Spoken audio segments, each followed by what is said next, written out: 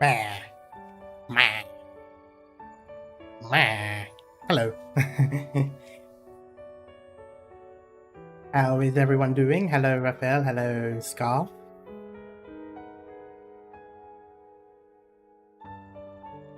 There we go.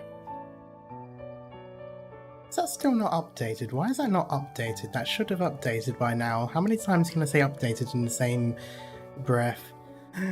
Okay, not that long. Hello, Speedy. Let me just quickly... Where's my... Okay, there it is. Refresh. Oh, interesting.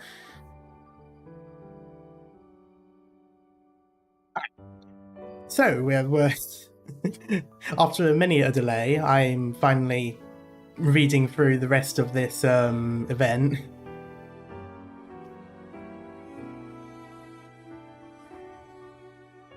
No watching Spain-England later on, it's a win for you. See, the funny thing with Spain versus England in any sport is I can sort of side with either side, and regardless of who wins, I win.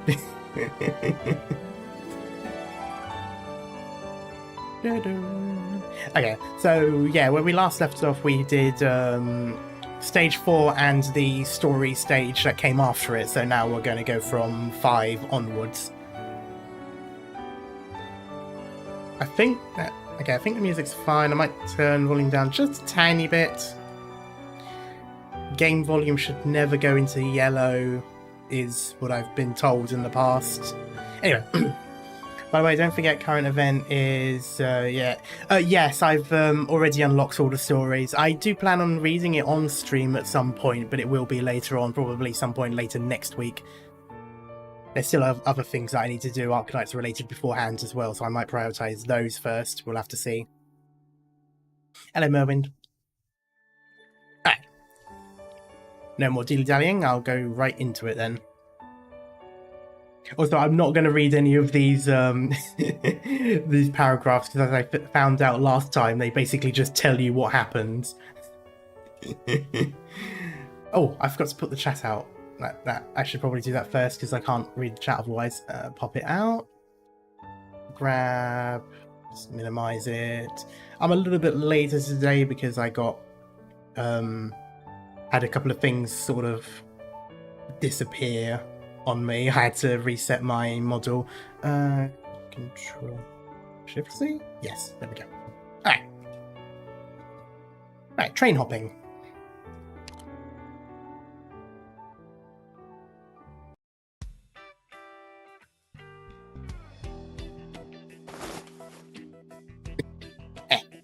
Ugh.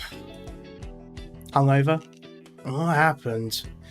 What's with all the empty bottles on the floor? Finally got her after 70-80 pulls. Ooh. I'm not sure if I want to keep trying. I might try to save up, but it's not going to be long until the next event. Odd. Why was I even sleeping here?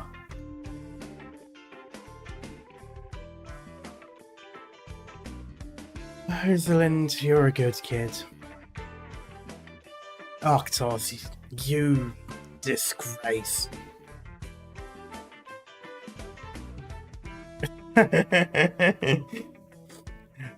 It's to sleep. Dad?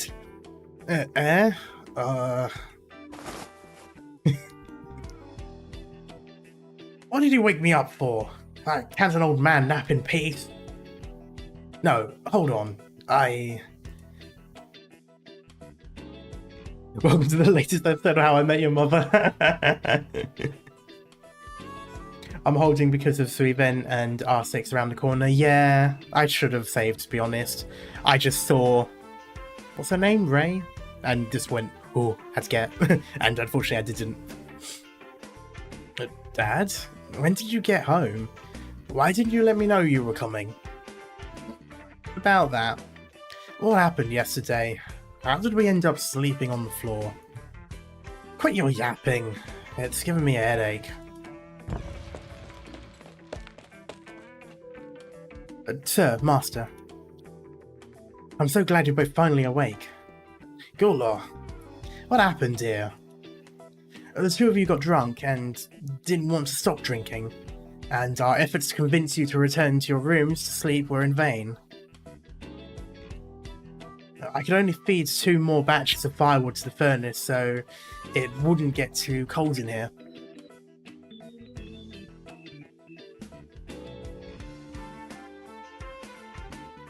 Maybe, Merwin, maybe. Sir, do you not remember what happened yesterday? Wait, let me think. Yesterday. I remember. I was to prepare for the banquet to celebrate the completion of Kiraganda's statue. Saintess asked me to select the best drinks Kirag has to offer, so I was testing them one by one. And then, after that, I don't remember much. Of course you don't. You were so drunk you couldn't tell people apart, and even tried to toast to a pillar while hugging it. At your age, what an embarrassment. Enough, Dad. Was I not doing it for the Saintess, for Kirag? No. I mean, hey, I wish I could get pissed as a fart for the sake of the king and country, but no. You're still here, so could you ease up on the scolding before I lose any more respect? I always taught you respect is something you earn on your own, so why ask me to leave any for you? By the way, okay, you try the S stage in the Vigilant event. They are trial stage for Ray. I haven't tried it yet. Well, no, that's a lie. I did try it and I lost, and I haven't tried it since.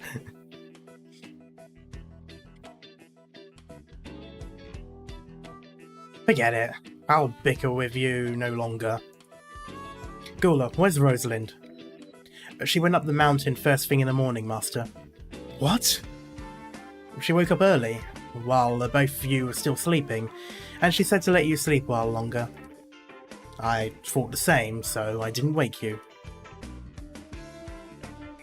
I guess it's fine for her to just leave like that. Perhaps this was Kiriganda's plan for the Palaroches. First one was a bit tricky, but after the setup was set, it was fun pushing enemies into the hole. That's the thing. I probably should have realised right away that she does that, yeah. I think I placed it in sort of like a normal way. I.e., I didn't pay attention to what she did. They met, they didn't realise, so I guess this means it was just not meant to be, indeed. That sounds like the easy way out. What are you riddling about now, Dad? I vaguely remember a young girl coming here yesterday, but I did drink too much. I can't remember what she looked like. Huh, how convenient. You say her name was Rosalind? The face of, come on, put 2 and 2 together, surely you remember the name.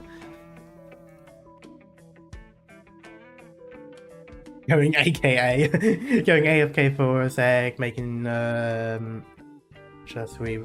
Oh, nice. Arctos, come here. Please bonk. Oh. Oh, okay, I guess not.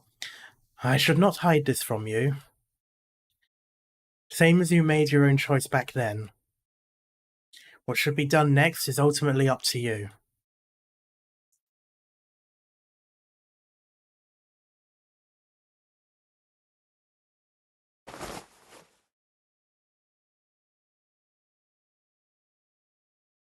By Kirigan, 3 generations really drank the night away. I like that he's now invoking the god of another country, because obviously we know this is the Asher. Unless maybe it isn't, but I was led to believe it was, so... He even dragged me in with the other guards too. Ugh. It's been a long time since I drank so much. I didn't even get any... Oh, and I didn't get any business done at all. There we go. God damn it. Missed the face. Ugh. Since going roundabout didn't work, let's just go head on. Judging from the direction, Rosalind probably went up the mountain.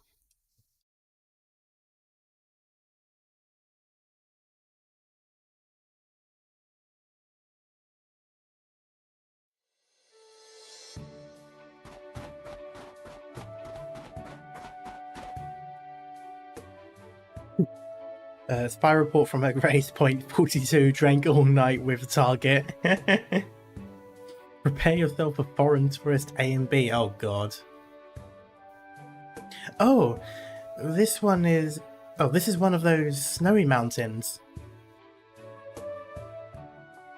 No, really? It's even more spectacular up close. Kirag's mountains sure are impressive.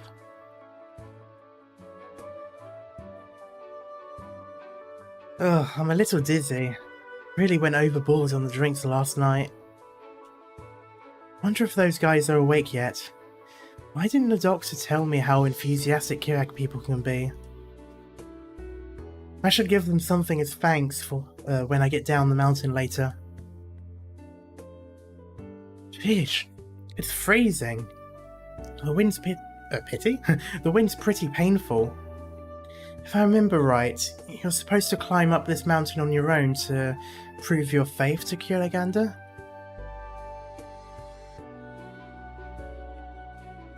It's really tall.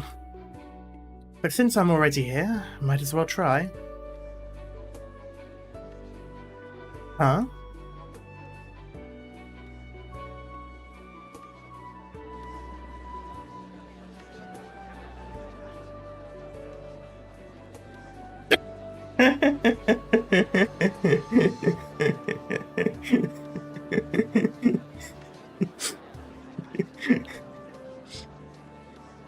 Scarf, that warning didn't prepare me at all. I don't think anything prepared me for this to be the foreign tourists. when... Damn, these NPCs have a lot of detail, don't they?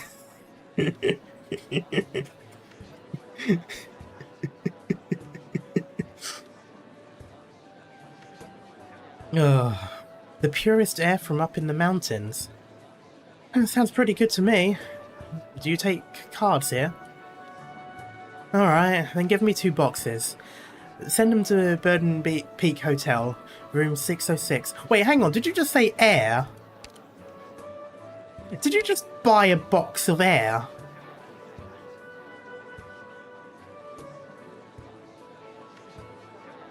No, but someone actually did that in the real world, didn't they? Didn't they, like, sell canned air from Canada or something?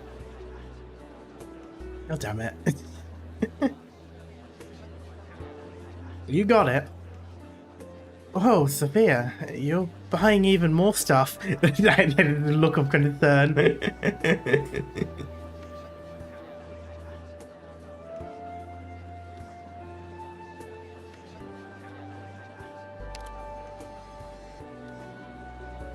Well, I don't know. I mean, the purest air from up in the mountains, asking it, sounds pretty good to me. Do you take cards here? It kind of makes it sound as if what they're buying is that.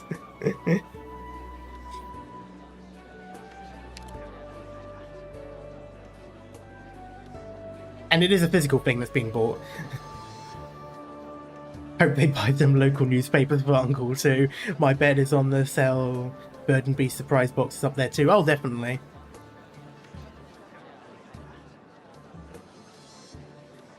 Didn't you buy 4 boxes of mountain spring water yesterday? How are we going to bring it all back?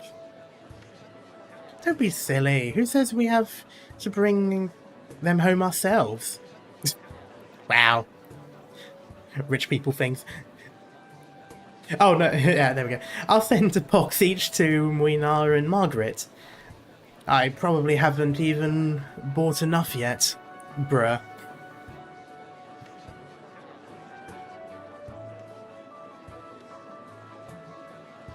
Kiag's air and water are plenty impressive. Yeah, she did just buy a box of air. The Black Knight came here a good long while ago, so she should be living pretty well now. Alright, enough of that.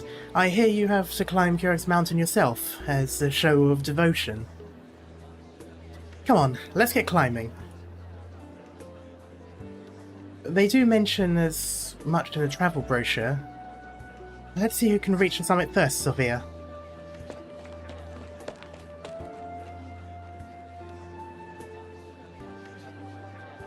Yeah, the Black Knight has even 2 children to constantly take care of, yeah. Riley, why didn't you tell them we have a cable car that goes up the mountain? Oh, the tourists have their own ideas. Who am I to tell them otherwise? I mean, to be fair, they would have said no anyway if they've been told that they had to go up themselves. Fair enough. Seems like tourists are the only ones who like to climb these days. Well, they're right, though. Come, let's go take the cable car. Really? Won't Kuroganda see it as lack of faith? Nonsense! Kuroganda granted us this convenience because she loves her people.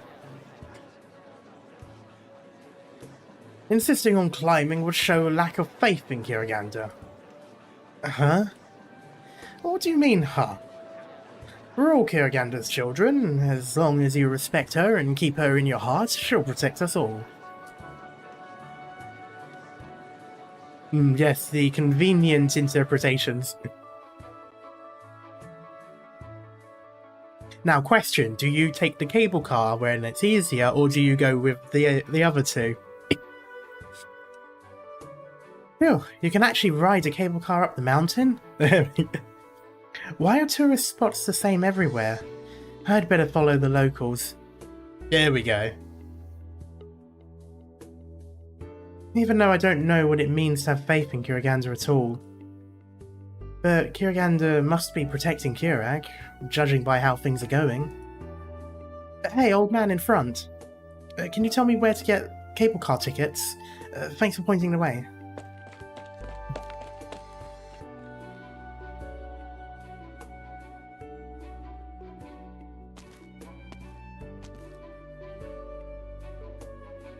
Sir, please hold on. Who are you? What's with the get-up?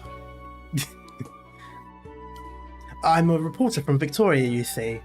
Yes. Very flashy reporter. Big cannon to boot. It's actually a camera. Worst spy ever.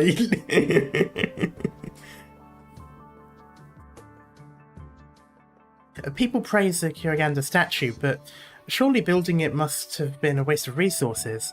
I'm currently collecting some... Get lost. My son who works on the statue sends me money every month and even calls me to tell me how good work is over there. You foreigners are just salty about how wonderful our Kurag is. Then, why hasn't he returned? He said he signed some agreement, so he has to stay there. What was it again? Non-disclosure, there we go. Do you need an NDA to build a statue? I'm warning you, foreigner. Any more guff out of you and I'll give you a taste of my walking stick. Huh? Where'd they go?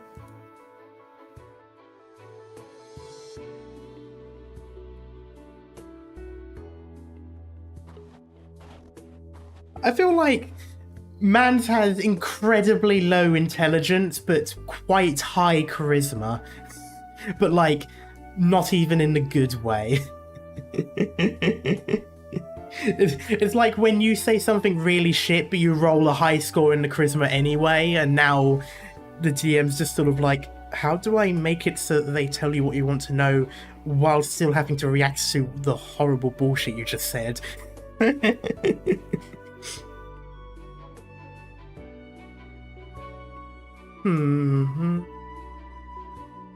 don't know. Wait, brave burden beasts, brave people, Kuroganda guides us to protect our homeland. I wish I knew that. I wish there was a song to accompany this, otherwise I'd just be humming it along, but... Huh? The snow here doesn't seem right. Down! Careful. Well, that would be why the snow doesn't seem right. It's, not snow. Oh, okay, no, it's a trap. There's a trap down there. You alright?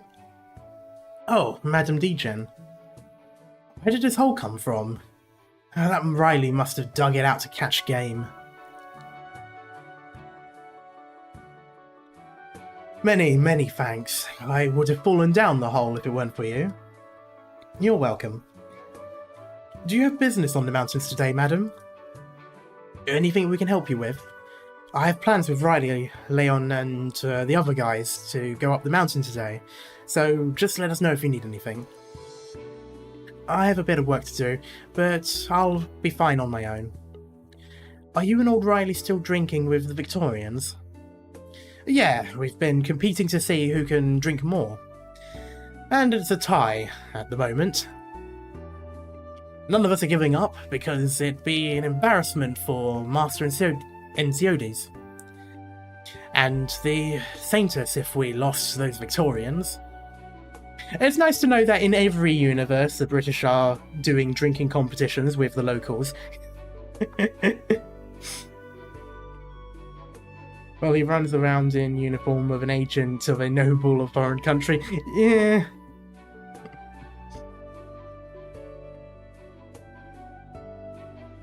Hello, Raphael. Also, they just suddenly came in and set up camp. What do you think is going on? Wait, did I miss a bit? No, I didn't. I have no proper education, but even I know a sudden flood of people here, all hale and healthy even, can't possibly be a good thing. I've never heard the word hail before, or at least not in that context. That's why Riley and I were thinking we could keep an eye on them for Sir Enciodes, and with the drinking at the very least. Oh yes, I promise my drinking is for king and country. Well, I suppose in this case for Enciodes and country, or for the Saintess and country. Anyway, so don't worry, we'll definitely win. It's just like...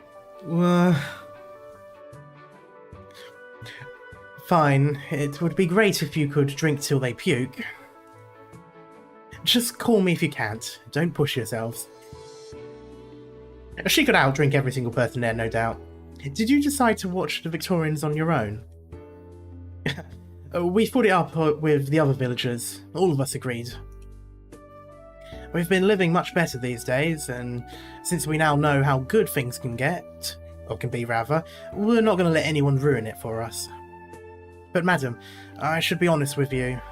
Just don't get angry with me. Sure, go on. I just wanted to say, these Victorians we've been drinking with, we've come to know them pretty well over the past month, and brushing the other stuff aside, they aren't bad guys. And they don't cause too much trouble, even when drunk, and sometimes they come over to help us out with work. And there's a guy with bones about as old as mine. He only goes a little mad when he's drunk, but he doesn't do much other than strip off his clothes and try to swim in the snow.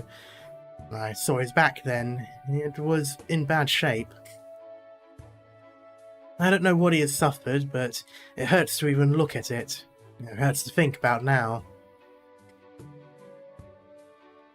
Might as well tell you this.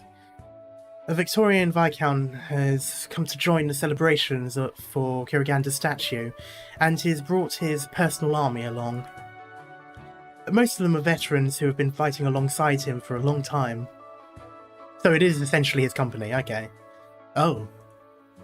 There's no need to think too much, just enjoy your drinks together. Enjoy, okay. I don't get it. What's the difference between a personal and regular army? Well, one serves country, one serves a person, but to be fair though, most are personal armies when it comes to this old method that Victoria uses. Hello, still. But they did look far from young, and a few of them seem to have stones growing on their bodies. Yes, Ah, so you don't know much about that, I'm guessing, then. I know it's relatively secluded in Kirag, but I thought they'd at least know, in general, how it looks, to at least identify it. Yeah, but with these new ability stuff, this border is kind of blurry.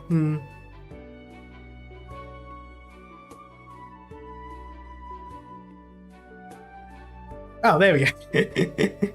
That should be stone disease. I've seen it in the news before.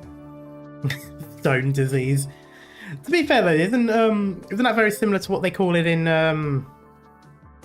what's it called? The place with the lizard people. And I think just the area in general, didn't they call it like stone disease or rock cancer? Is that what it was called? I can't remember now, it's been a while.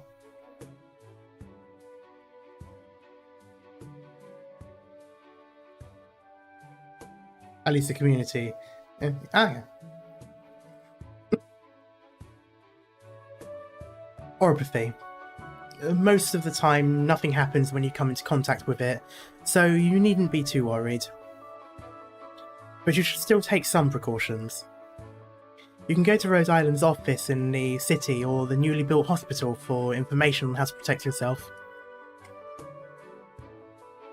As Carefree as his name suggests, yeah. That we know, so don't you worry, madam. I just wanted to have a chat with you anyways. I wouldn't dare disturb Sir Enciodis or Sir Gnosis. Oh? You're saying I look idle? That's not what I meant. I mean, them sirs are busy with their big projects all day long, so it'd be no good for us to disturb them. You help us out regularly, even though you're so busy too. We know you're on the same side as us. You're one of us.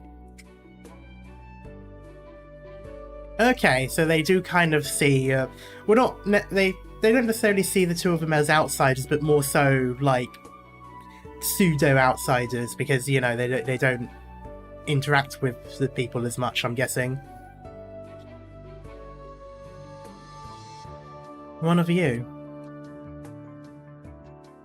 Busy not being on my land ship, damn it. Yeah. Wait, no, I mean, those sirs are our people too. I'm bad with words, but you know what I mean. Am I wasting your time, madam? It's fine. There's something I need to trouble you and the rest of the mountain for. Just say the word. Help me find a pretentious Victorian. Do you have the slightest idea how little that narrows it down? You could be referring to half of the people we've seen in Victoria, half the people we've seen in this event. Hell, you could be referring to me.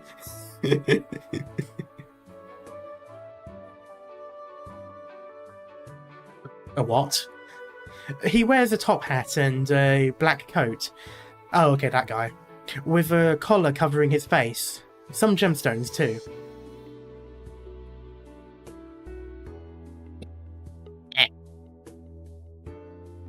It's easy to spot such a conspicuous figure. What's this fella doing with that sort of outfit in Kurag? Who knows? Probably something stupid. Yeah, that does sound about right, to be fair, for the Asher.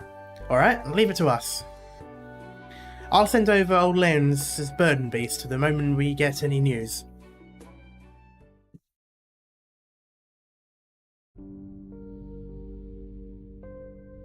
Do they have foul beasts that can be used to send messages?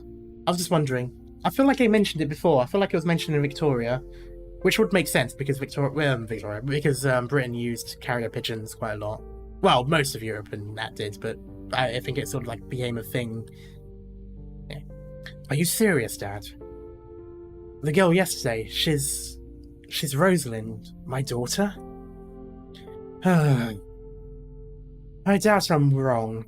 The girl looks just like you, and Tatiana too. Military foul beats, yes. Okay, that probably was the case then.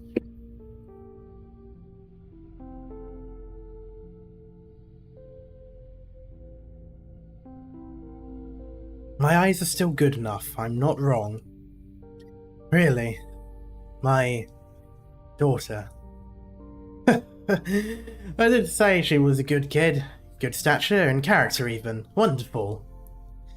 Rosalind. She looks like me. Yes, like me, I remember now. She has the same hair colour. Her eyes and mouth are Tatiana's, especially her eyes. What do you mean? Her eyes are the same as yours? They're exactly the same. So pretty. Time flies. Little Rosalind has already grown so big. Just a blink of an eye. Wait, did she go up the mountain? When is she coming back? Will she come back?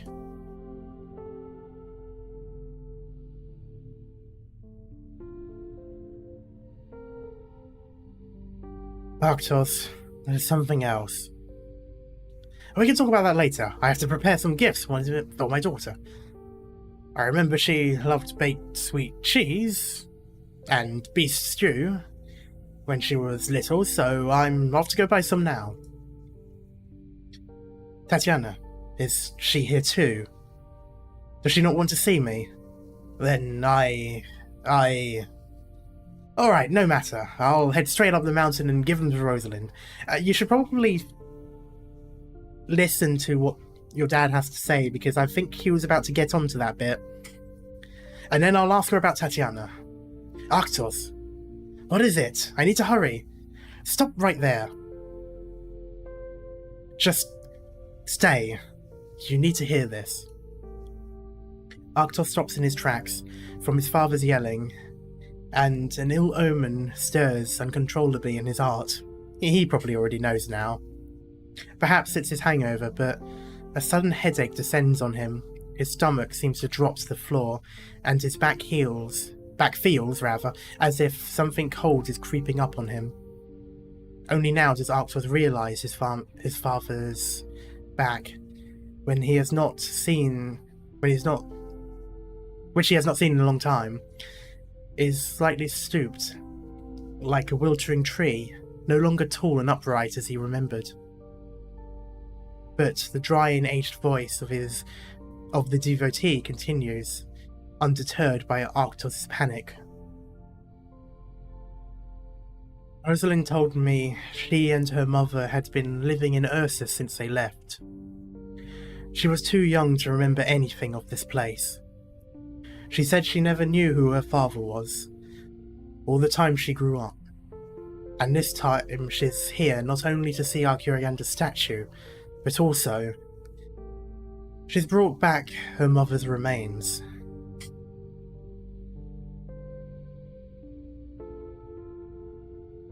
Omens always seem to bear out.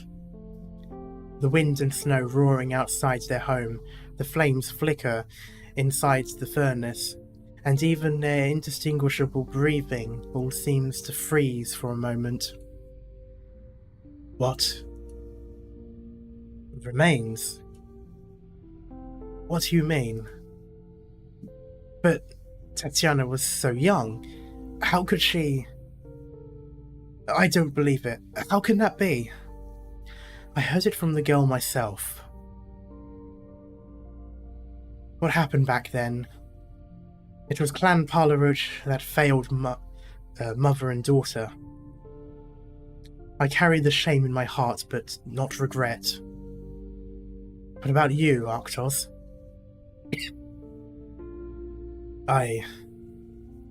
Fine. It doesn't matter what you want to say. There's no point telling me. Your father is no perfect man, nor a saint, and certainly not the victim here. This old man is too old to hear you out, and let alone offer any advice. I only wish to spend the rest of my days sweeping the dust at Kiriganda's feet. But you should think carefully.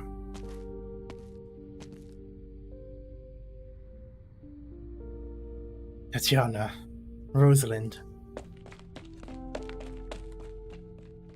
Sir, Master, Matriarch Ratatos is here. She says there's something urgent to discuss.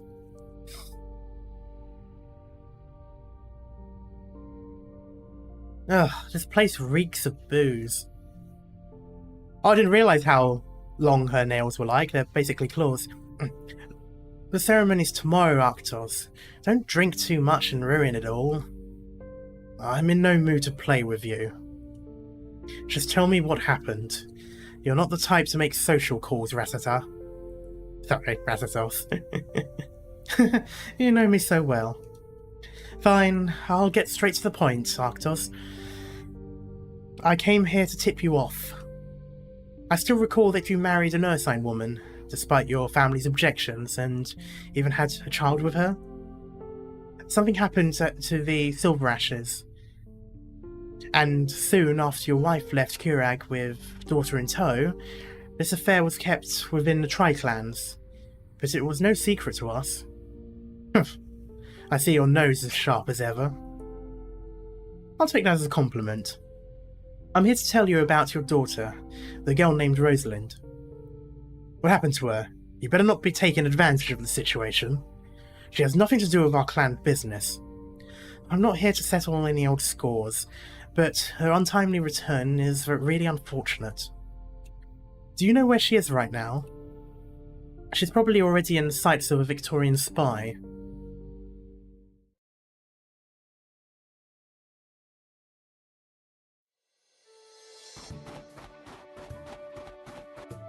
Finally. But the cable car only goes up this far, and I have to climb the rest myself? Never does it as advertised, do they? The cable cars never do what they advertise. Well, the summit isn't that far away.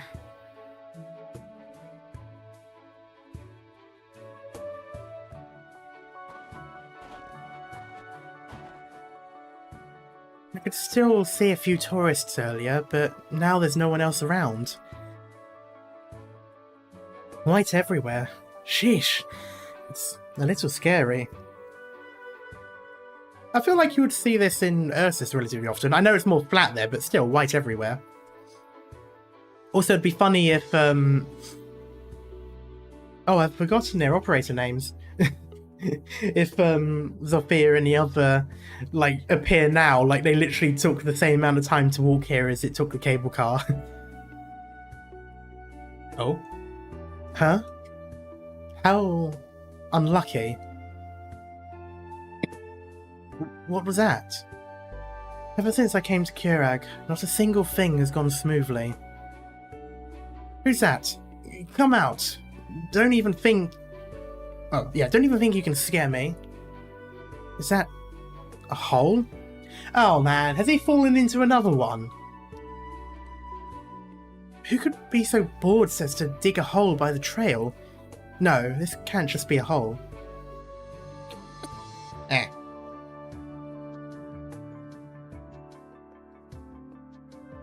It's a trap. Okay, calm down, Admiral Akbar. Sure enough, a trap indeed. Oh no. Is she going to fall into the hole and be trapped with Silberneherze? Because that is a fate worse than death. Watch your step, madam. Also, if it's not too much of a bother, could I trouble you to pull me up? I feel like he deliberately went into the hole, didn't he? Actually, you know, now, of course, she was soliloquying to herself, talking out loud, and he's just in the hole going, oh, woe is me.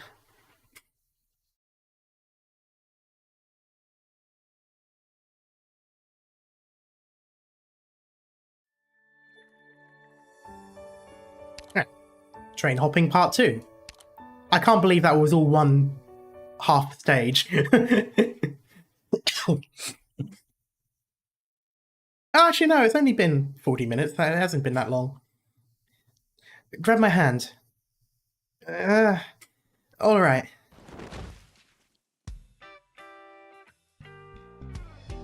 We met on the train back there, but I never imagined you'd save my life here. Oh, shut up. And now you don't even have the stages with an intermission. Yeah. Yeah, where's my 30 seconds of gameplay? Riverside Ray. Yeah, thanks, Raphael. I've been casually sipping on a Coca-Cola.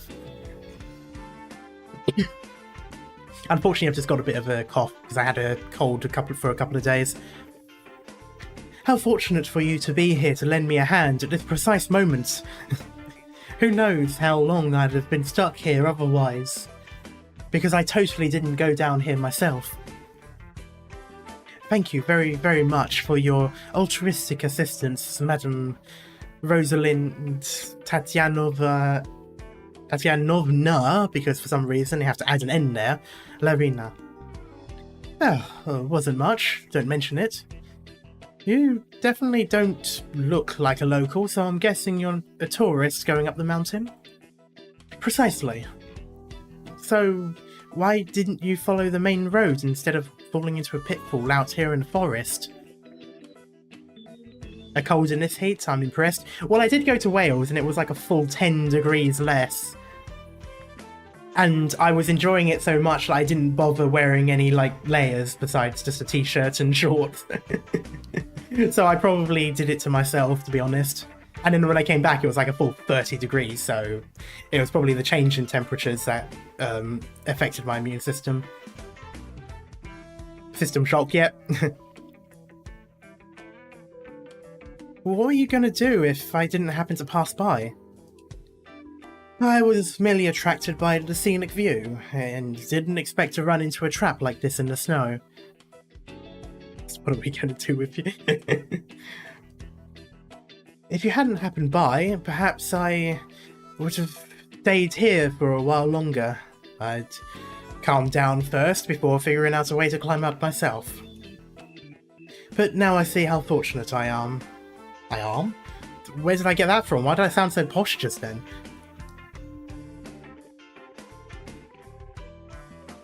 Madam Larina, are you going to continue your journey up the mountain? Huh? Yeah, I am. We could travel together for a while, if you wouldn't mind. I'd like to admire the view of Kirax Mountains from the summit as well. Sure. I don't mind. Let's go. We still have a long way up to the top.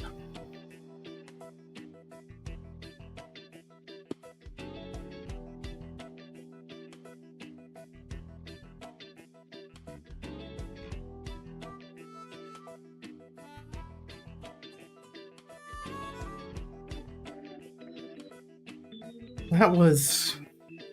Riley. I just checked our traps and saw a pitfall collapsed.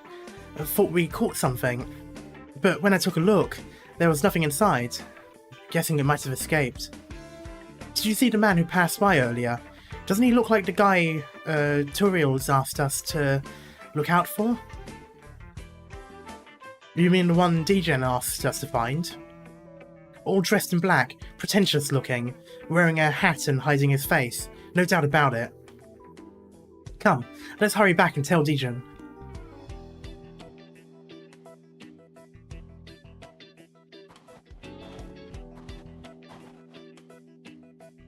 Hey, say, I still don't know your name. Aren't you guys pretty particular about, introducing yourselves when you first meet? An oversight on my part. You may call me John Smith, of course. Or anything you prefer.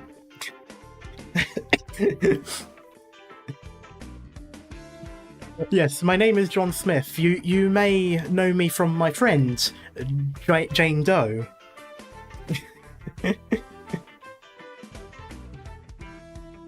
John? The name John Smith. What do you think of it?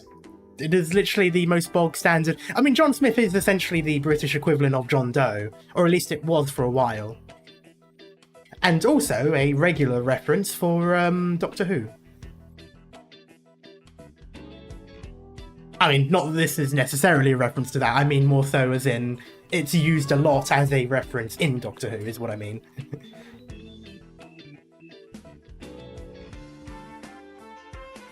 What do you think of it? Sounds right out of a spy movie I watched with the Doctor. You know, when I read that, it just feels like even more of a coincidence. In Germany, we have Max Mustermann. Really?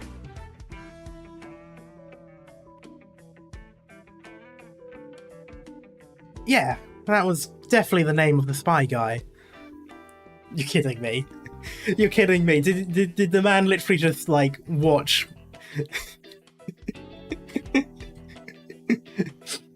The man probably watched that same spy movie, picked it apart, because obviously he knows better, he is a spy, and then was dumb enough to use that name.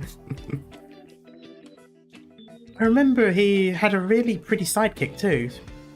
So, John, you... Never mind. Coming up to this make-out point all alone means you're definitely single.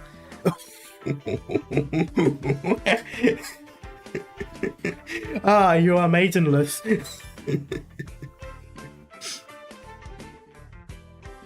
As for blank name for pictures of ID cards, etc.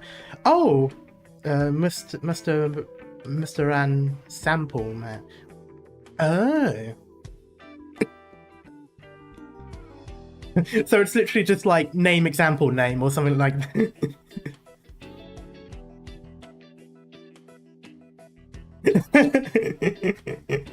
Man's got called out.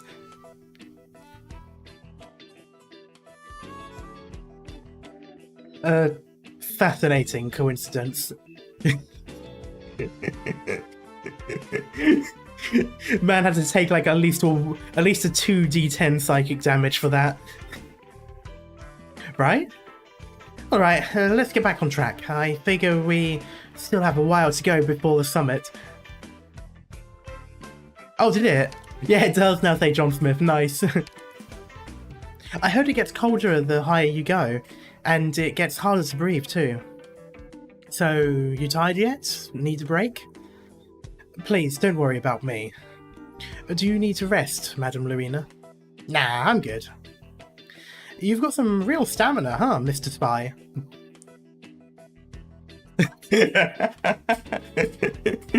I love that pause. It just makes me think that he probably thought for a moment, oh shit, did I get called out? Oh wait, no, I used that name.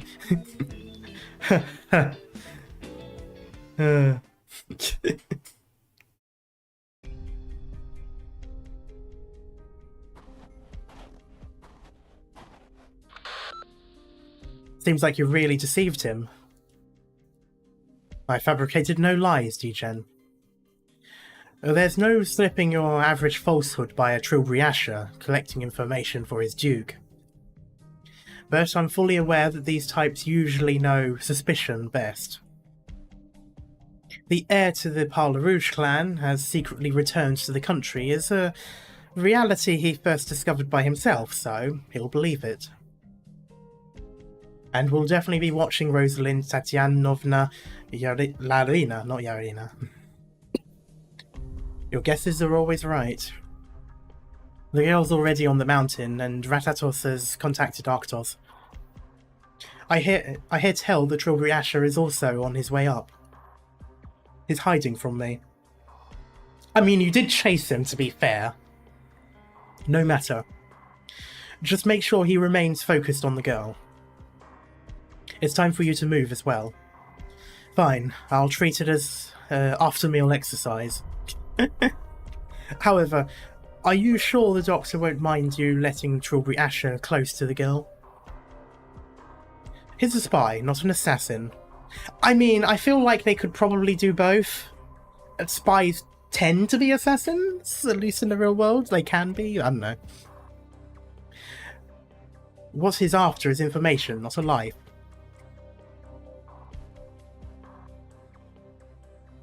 Is that how you plan to explain it to the doctor? To the doctor I shall offer my apologies.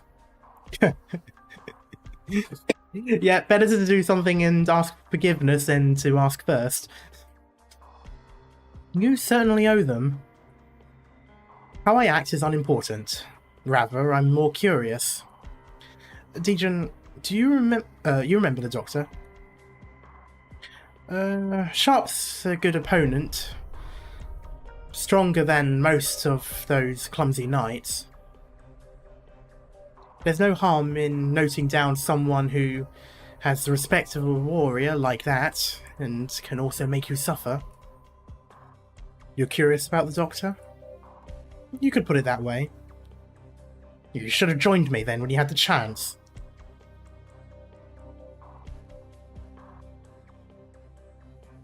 Alright, idle chatter stops here.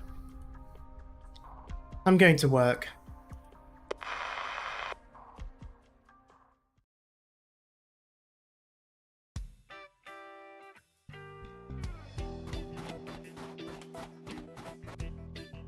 Hurrah! We're finally here. Whew. We must have climbed a few hours. I'm beat. No wonder everyone quits halfway. That was exhausting. I want to imagine that Silberneherze is just like a doorstep away from death right then. Want to gang up on Scarf? Yes. Though, the view up here is really pretty. Isn't that Lake Silberneherze over there?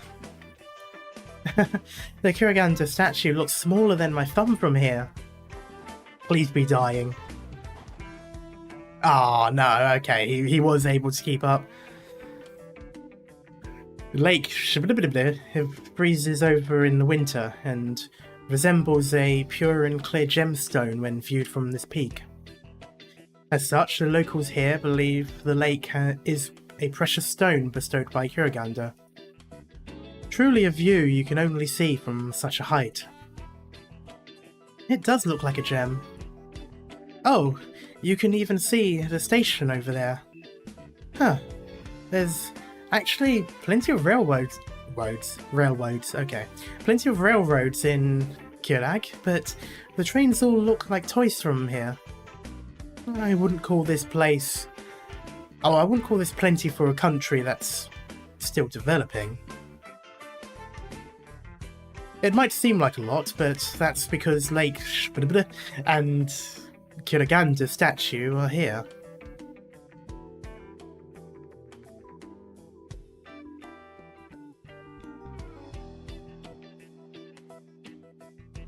One of the wide face, right? Yes.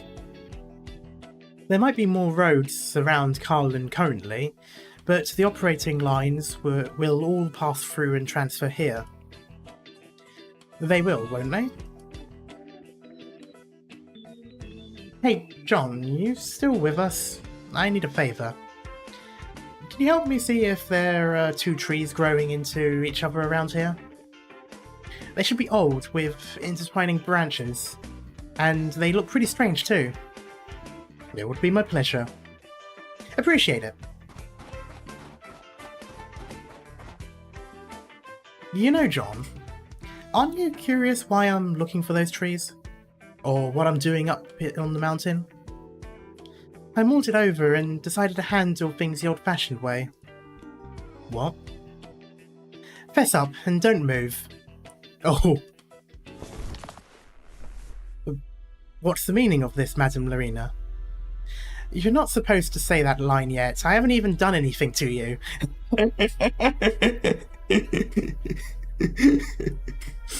Spit it out, though. You've been following me for ages. Just following. What are you after here? I don't understand. Quit playing dumb. I don't remember telling you my name. Oh, good point. The Asher had already walked off when when she spoke to what's his face, the other guy.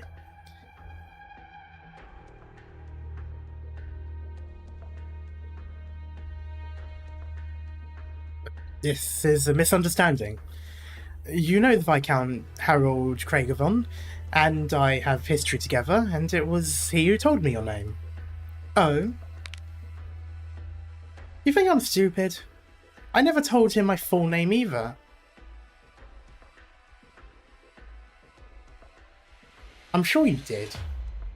Because I was commenting on it. Or who did you say the full name to then? And you managed to climb up the summit without taking a single break. There's no way you could have fallen into a simple hunter's trap. Even if you did, you could have just climbed out. Anna and the girls always tell me to think before I act, but I have to say, sometimes there's no use in thinking too much either. Maybe to her grandfather? Yeah, it must have been... It must have been then when he was pretending to be a guard. You are much more careful than I expected, Madame Lorena. So you admit it? John Smith is probably a fake name too, right? Maybe you really are a spy. What if I said yes? Then you'd be pretty bad at your job. That's been the running theme of this entire event, I think. Because even I could tell something was up. Your accusation is absolutely correct. It's true, I've been quite careless, and life in Keurig has made me so. I have considerable freedom here, and there aren't many who pose a threat to me. Look at you talk. I'm warning you, you better behave, and don't move an inch. You're standing on the edge of a cliff, and there's nothing but snow under your feet. I just have to stomp my feet and send you falling, and I can't promise I'll catch you if that happens. Alright, Madame Lorena. I'll come clean. Yesterday.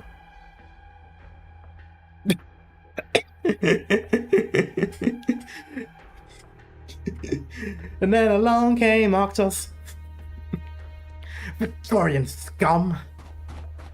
Uh-oh. No, don't start talking to yourself in third person. Don't. You are not anywhere near eccentric enough for that to work. Arctos is here. You stay away from her. Whoa, where did you come from?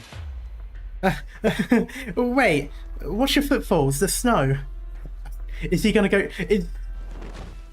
Where? Rosalind. Grab my... It's somewhat funny, but Arctos is clearly charging towards me. Could Rosalind really have come here for something? No matter, he's coming and I can only jump. Huh? Oh! The Black Knight. All rested up? Not yet. That's not good. You'll be less fun to fight. Going straight into it? On with that? I'll get straight to my point too, then. You convinced the Viscounts that everything on the train was a misunderstanding. I was only half convinced at the time. But now I know that even the stately Black Knight tells lies. That only proves that you don't know me at all. There's still time to turn around and go down the mountain for a nice lunch. I'm sorry, but I tend to throw myself fully into my work. Damn, okay.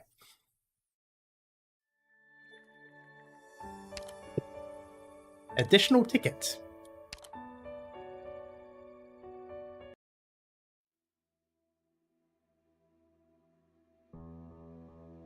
Okay, Rosalind's a rotten girl. We don't want to play with her. She's a freak without a papa. I'm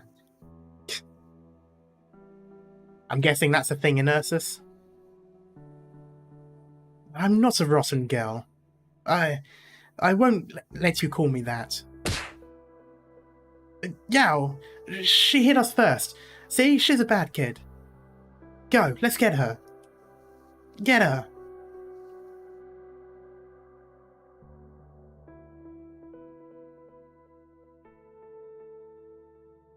If you want to fight, you'll get one. I'm not scared of you.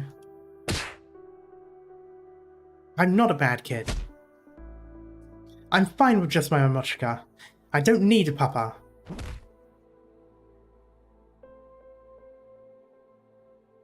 I don't need a... Oh, hello, Iceman. The, archives. If you've played all the stages, you unlock the story side of it, so you can go into the archives for it.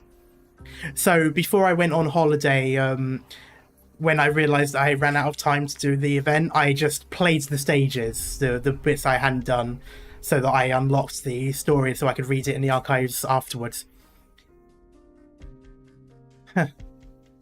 Didn't expect to fall headfirst into them. The trees. They were here all along. two trees growing into each other. This has to be them. Okay, that should do it. Now that Mum's business is done, I'll... Oh, I was expecting a bit more pomp and circumstance, but okay. Oh, did she hurt herself then? Gah! Nope, can't climb back up. The snow's too thick and the hill's too steep to make it back up with my bare hands. Well, you are an Ursus. There's only this cliff here left to try. Wait, Rosalind. Yes, bare hands. Get away from there, it's dangerous. Okay, I'm getting away. You stay put. You can't move your legs, right? Just take a rest and don't push yourself. Just a scratch. Not like I'd ever let you fall. Not like I've been playing this since W release, but I didn't even know that was a thing. Yeah, to be fair, I didn't know about it until the Zwillingsturm event, because I didn't have the time to finish the very last part of it, the very last stage. And people in chat told me then that you could play the story part of the stage once the event is over with. But it has to be when the whole event is over, not just when the stages are finished, but when the market itself closes. Once that's done, and it basically goes on to the next event. That's when it opens up, I think. Those Victorian bastards actually dragged you into their plans. I won't let them get away with it. That guy's really a Victorian spy. Huh. Oh, sorry, that wasn't a hair, that was a thing. Hey, thanks for subscribing, Iceman. Well, he didn't actually do anything to me. It'll be too late when he does. I'd have beat him so badly he wouldn't dare set foot on Palaroach land ever again. If only we didn't have such bad luck. Before you came out of nowhere, I was about to tie the bastard up and teach him a lesson. Whatever, let's just drop it. Back there, you... I hate it when people take their sweet time beating around the bush, so I'll just ask. Except for 1-2 short events with just the story scene and the Monster Hunter crossover with... Yeah. So why did you move to protect me when we fell?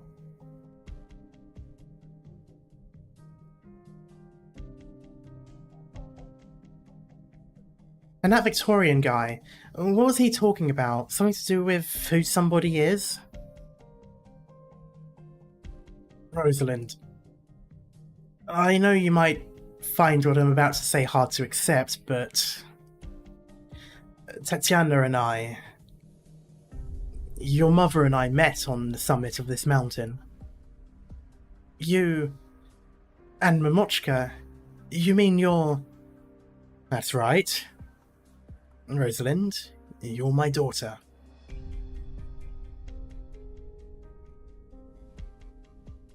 Yeah, I was rushing through stages just to read the story on the last day because of not knowing. Yeah, I've done that a couple of times as well.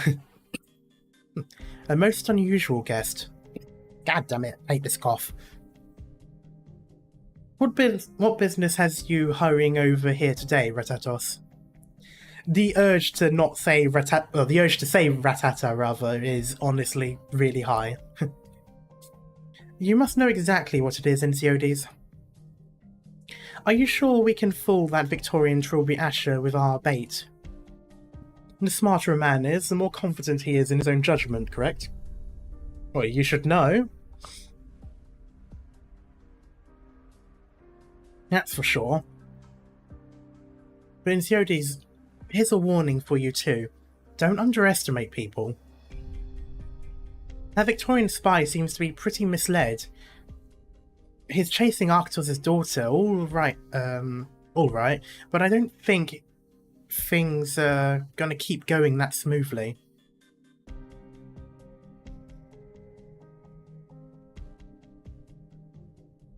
What if he doesn't go according to your plans? How are you going to handle that? You must have some sort of backup plan. Arctos' daughter deciding to return to Curag now is indeed outside the scope of our plans. Of course, I couldn't possibly think of such an improvised plan would suffice to solve our problem. Sounds like you have something up your sleeve. Let me see. Why haven't I seen Gnosis today? Probably because it's still hungover. And the bodyguard always at your side. I heard from my sister and brother-in-law.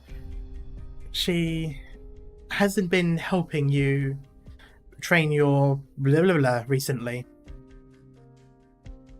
Oh, so, oh no, I've forgotten his name. He has a brother then. Interesting. I don't remember if I ever saw that before or not. You get your information fast, Ratatos. Gnosis and Degen naturally have their... Oh wait, no. She's not.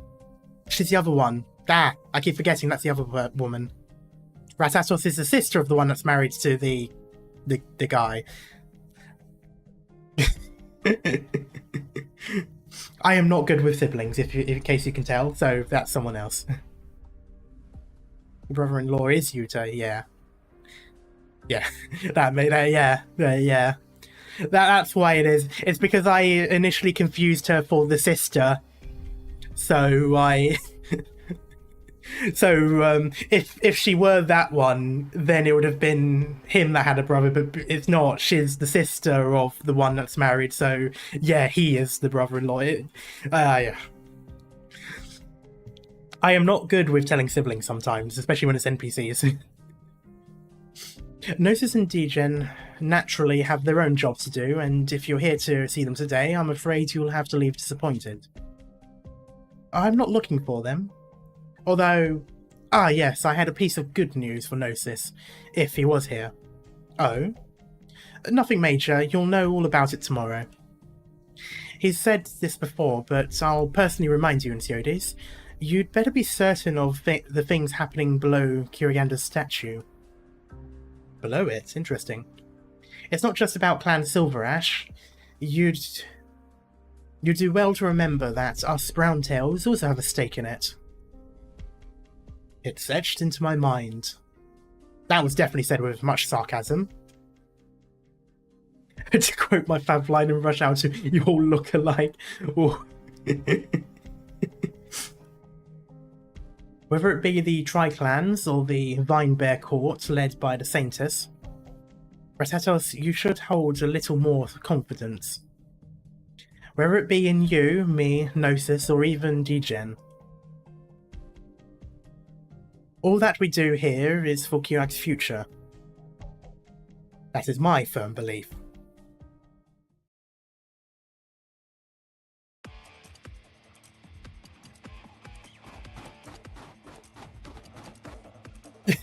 Is running again.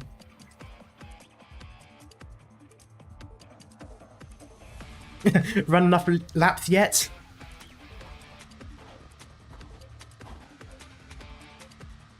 Let me put the volume back up a bit. Yes. Also, I must retrieve my words from earlier, Madame Degen. What's come into your clever little mind now? The Black Knight indeed does not lie. A brazen misunderstanding on my part. I thought young Larina was the key to the plans unfolding on Kurag. Were it not for that, I wouldn't have the slightest intention of establishing contact, and yet so many clues have appeared. Madam, you did not come to block me from approaching Arktos or Rosalind. You're here to deepen the misunderstanding, yes? Done talking? Smart people always talk too much. I don't get why, I can't be bothered. Now, pick up your weapon. Let me see how sharp Victoria's claws are, rather. No. I surrender. Is there a need for us to fight? This is a complete misunderstanding. You were right, I should head down the mountain for lunch. This music is way too epic for what is essentially a very... The Strawberry Asher calmly raises his hands and walks past Degen. But as his back faces hers, he suddenly stops moving. However, this is only a little guess of mine, Madame Degen. To the best of my knowledge, Enceladus is not one to act without purpose. If Madame Lorena is truly uninvolved, I believe he wouldn't use her as bait. She is certainly not suspicious, so could it be the Parla Roche clan behind her?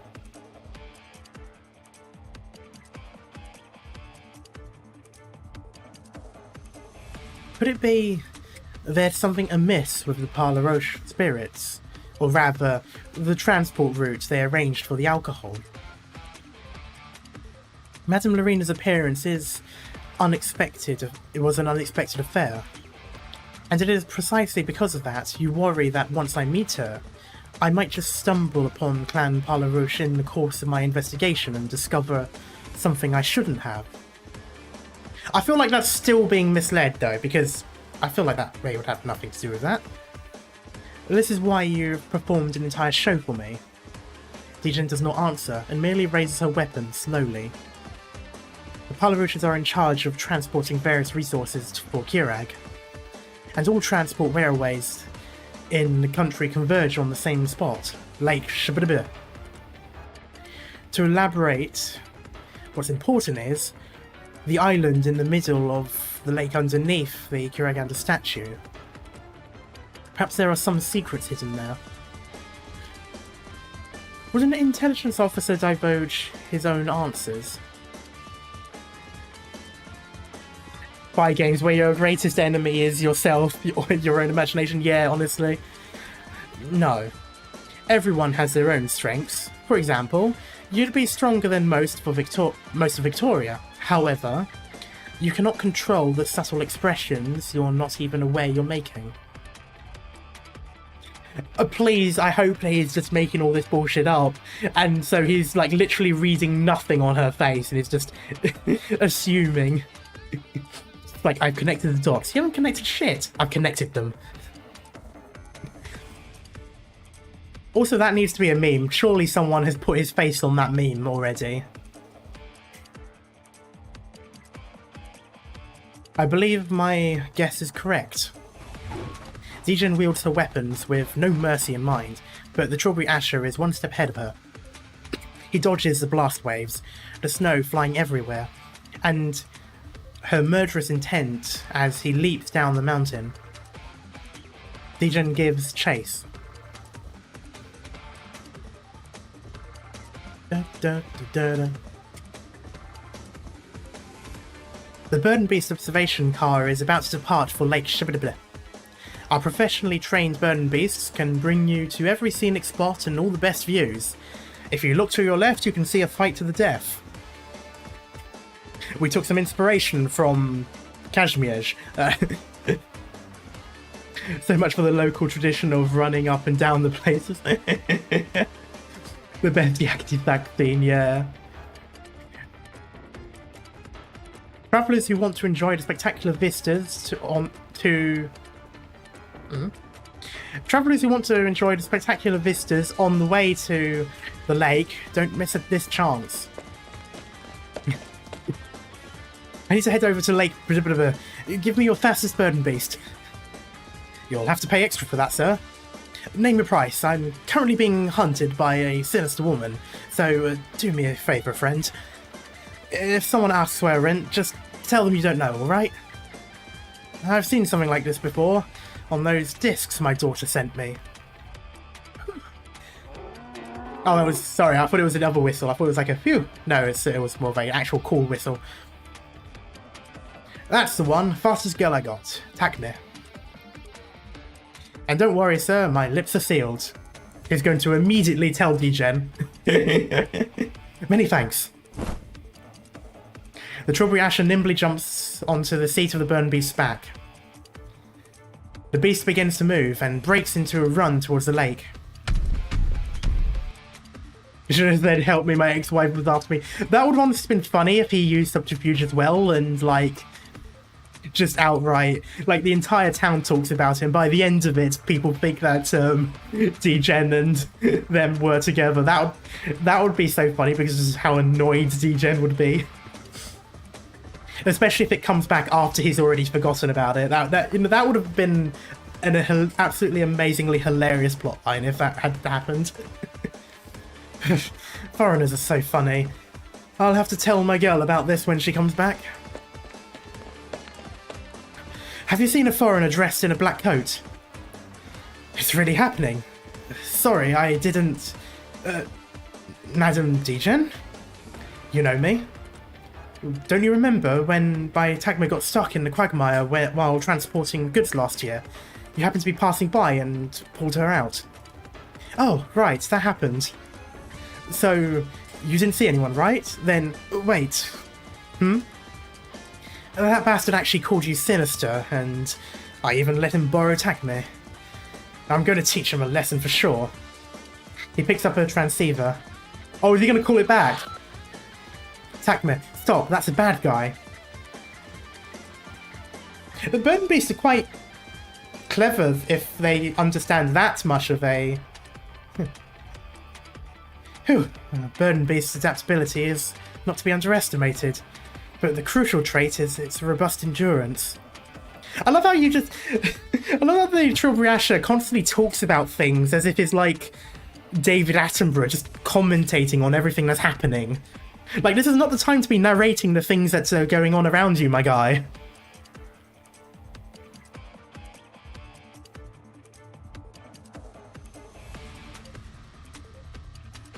This is how they stop money dodger, yeah. Perhaps it could serve as a strategic resource. Eh? What do you mean strategic resource? They have burn beasts in Victoria. Oh, I don't know. The burn beast underneath him suddenly turns restless with impatience. Madam Degen, Tagme's over here. Thanks. Gah. Have I been caught? Bloody...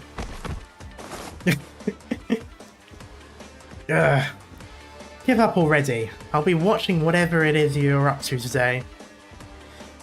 Even if my only desire is to see the local sights. I know Kirak pretty well. I can't be doing this. I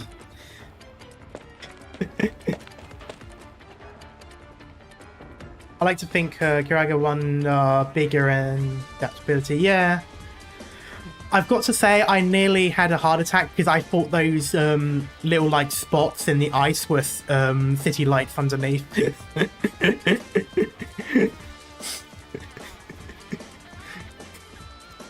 I'm definitely learning how to ice skate today. You've been saying that for a month already, and summer's already on its way.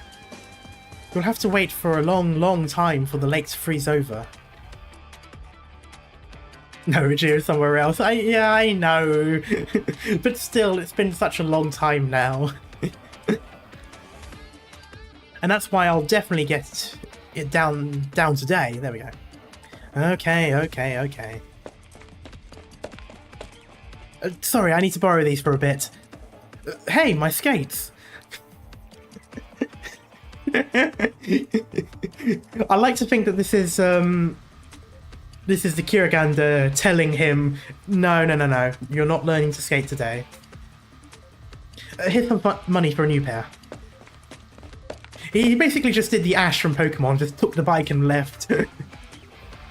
During his thorough investigation of Kirag, the Silberneherze has seen many locals skating on the ice underneath the warm winter sun. He's thought that an activity like this could be somewhat enjoyable and has wanted to try it, if he had the time. Please give me a how hard can this be bit. An opportunity has unexpectedly presented itself to him. But soon, he discovers he has made a gross misjudgment. It feels like they went to a 30 plus years of me watching every dumb trope on TV, yeah. Oh, I thought you knew how to skate, man. He's obviously new, so unstable. Stable. Oh, I see. Gah, sod it. Move. Eh? Whoa, someone's flying through up high. Stability. Balance. Right. Yes, I've got it. Nothing teaches you how to do something faster than being chased down, I guess. With a loud bang, Degen's attack smashes a gigantic hole into the icy surface. The Strawberry Asher dodges the blow in the nick of time. Oh wait, did it say fallen? It did! Nice. Wow, I got it down. How delightful. I'll definitely promote this sport after I return home. Oh my god, I do really like this guy, to be fair.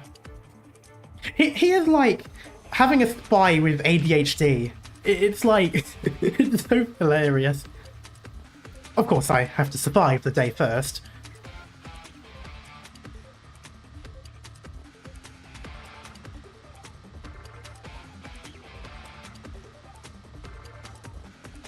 He actually learned how to skate.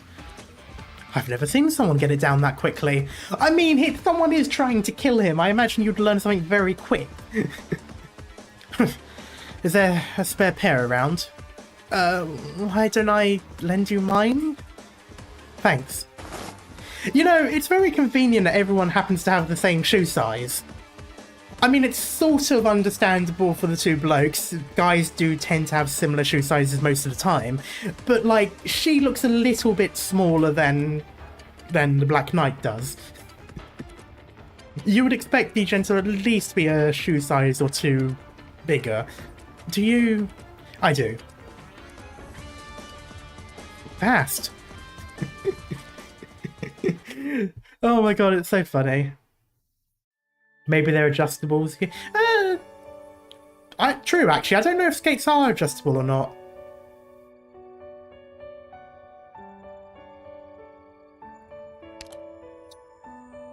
Mine is exactly between two sizes, which makes both options uncomfortable. Oh, are you one of those where it's like, you know, 42.5 or, you know, something like that? Like one of those where it's, you know, like literally like 0.5 of a shoe size, and it's really annoying because you have to like get specific shoes that are a 0.5 higher. Something like that. Right, part 2, right?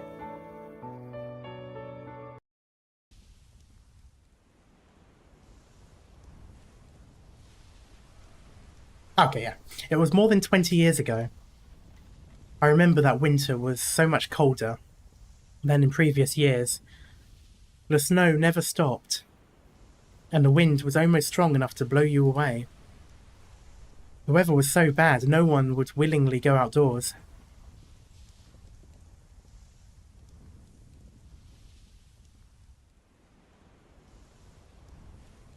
Wait, did I read that bit?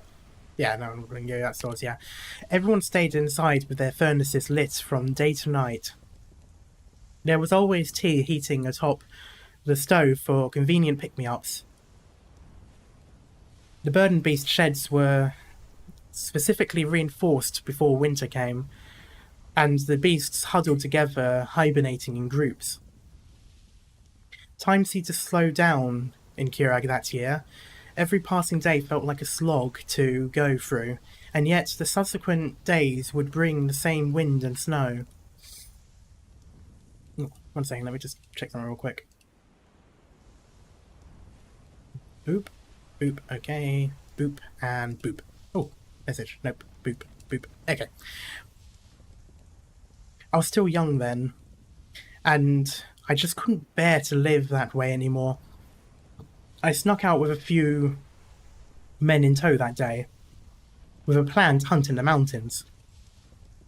But the snow overwhelmed us, and there wasn't a single target to be found.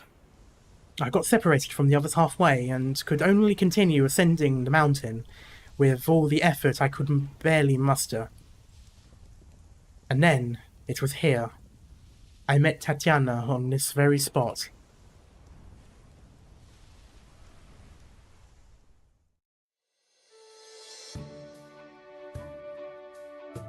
Please give NPCs. I want to see what he looks like younger, and I want to see what she looks like. Gah, what lousy weather today. Don't even have a single strand of meat beast hair on my hands. Dad's going to call me a Huh? What's that noise? Huh? Who's there? Enough of your tricks. Come out and face me if you have the guts to... Youch! As if responding to Arctus's words, a snowball falls from a tree branch up high and hits his head. A clear female voice rings from above. Right on target. Hey, I'm over here. Why don't you hide, you big dummy? You... Me? What about me? You're a funny guy. Did you think you'd be... Oh yeah, sorry, that's still her talking. You're a funny guy. Do you think you'd be able to hunt in weather this bad? Young man, I'll give you some advice on account of your handsome face. You should hurry home. Okay, and why are you okay? Arctos raises his head.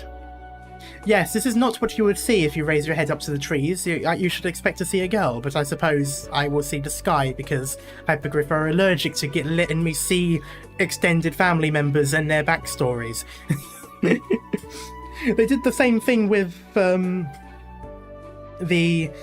Columbia event where, like, you know, you couldn't see the boy's brother, you couldn't see the father's mother. Like, they just hid it.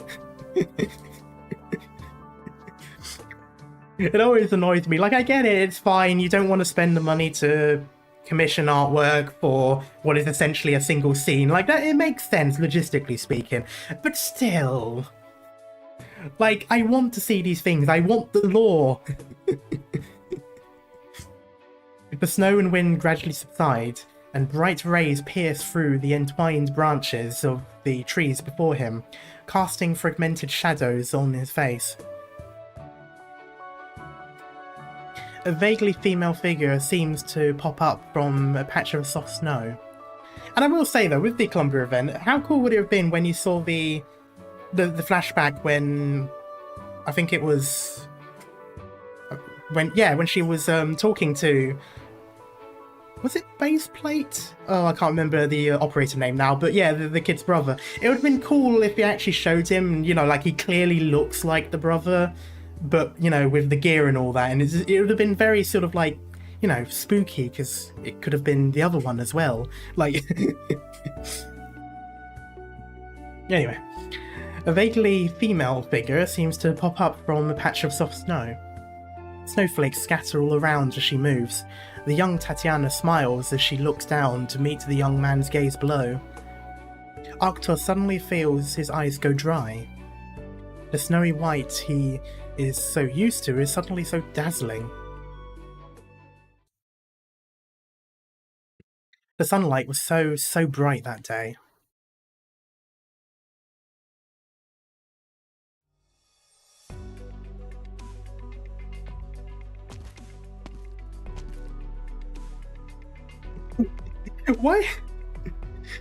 Why did my dumbass just immediately... My brain just immediately started playing this song, like, you know, here come the girls, girls, girls, girls. I don't even know which song that is, but the moment the three of them just appeared, it was just the first thing that appeared in my head.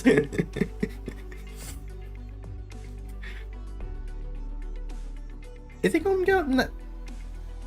No, it's a more modern song. Unless it's not referring to the TV show. No, not the TV shows. It was I can't remember the song, but it's a modern one, I think. Oh, I say modern, I suppose 2000s and now. Anyway, Saintus, please have a look. The main body of Kiriganda's statue was built by us Browntails. It stands about 30 meters tall, and the adamant materials we used ensure no risk of damage for the next century at the very least. Hundreds of devotees volunteered to work together with professional craftsmen to carve out the statue's form you see today. So it's surely the most accurate reconstruction of Kiriganda there is. Okay, so at least she's not to blame for the face. Have you seen the 5th anniversary stuff, or is it that spoilers? Oh, I can't remember now. It might be. I did see anniversary stuff, but I don't know if it was the 5th anniversary or another one.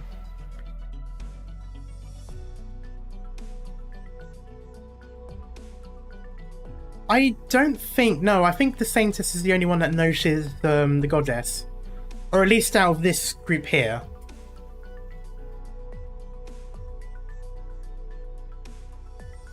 Although everyone was arguing about whether Kiriganza should be a humanoid or not, that boorish Arktos even nearly got into a fight over it.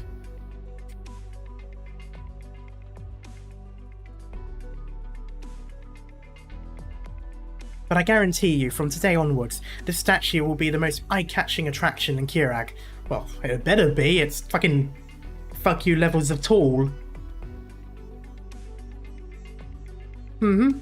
Thank you for your hard work. For the hard work, rather. Thank you all for the hard work, rather. I messed up that entire thing. Are you hugging? No. The statue is the best symbol Kira can show to the outside world, and it couldn't have happened without everyone's efforts. Kiriganza will certainly be pleased as well. I feel like every single time she says something like that, you know, like, oh, Kiriganza will approve, or oh, she'll be pleased. She just like elbows, you know, Kira next to her, and she just goes, oh yeah, absolutely, oh, totally, you're totally Saintess, totally your grace.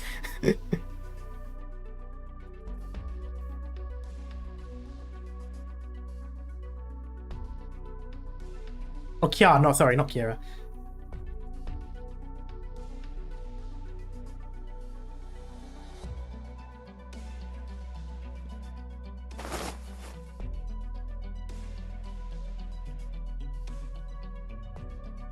Especially with you and your sister, Madam Cirrus? You never know how to say it. I've heard that both of you spent a lot of effort on the construction and practically stayed on site until it was completed. It must have been difficult. It wasn't much, just doing our jobs. Besides, it's much easier than being forced to study. Study? No, nothing. Well then, great Saintess, allow me to give you a tour? Please, follow me.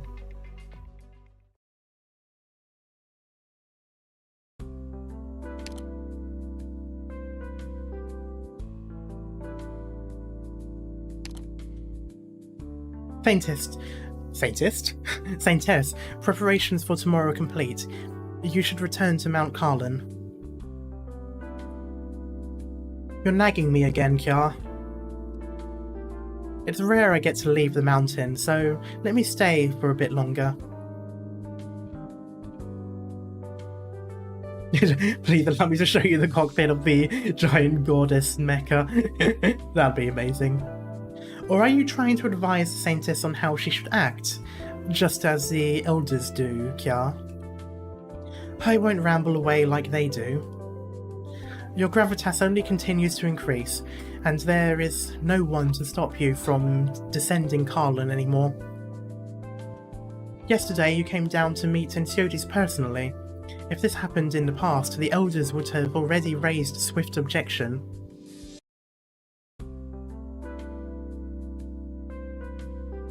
They merely fear that I, the Saintess, will have my personal inclinations.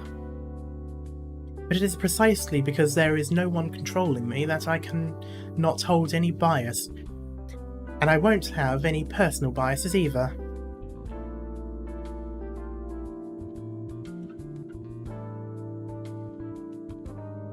Whether the people here or in the eyes of others, I must represent the whole of Kirag as Saintess, and not any specific faction or clan.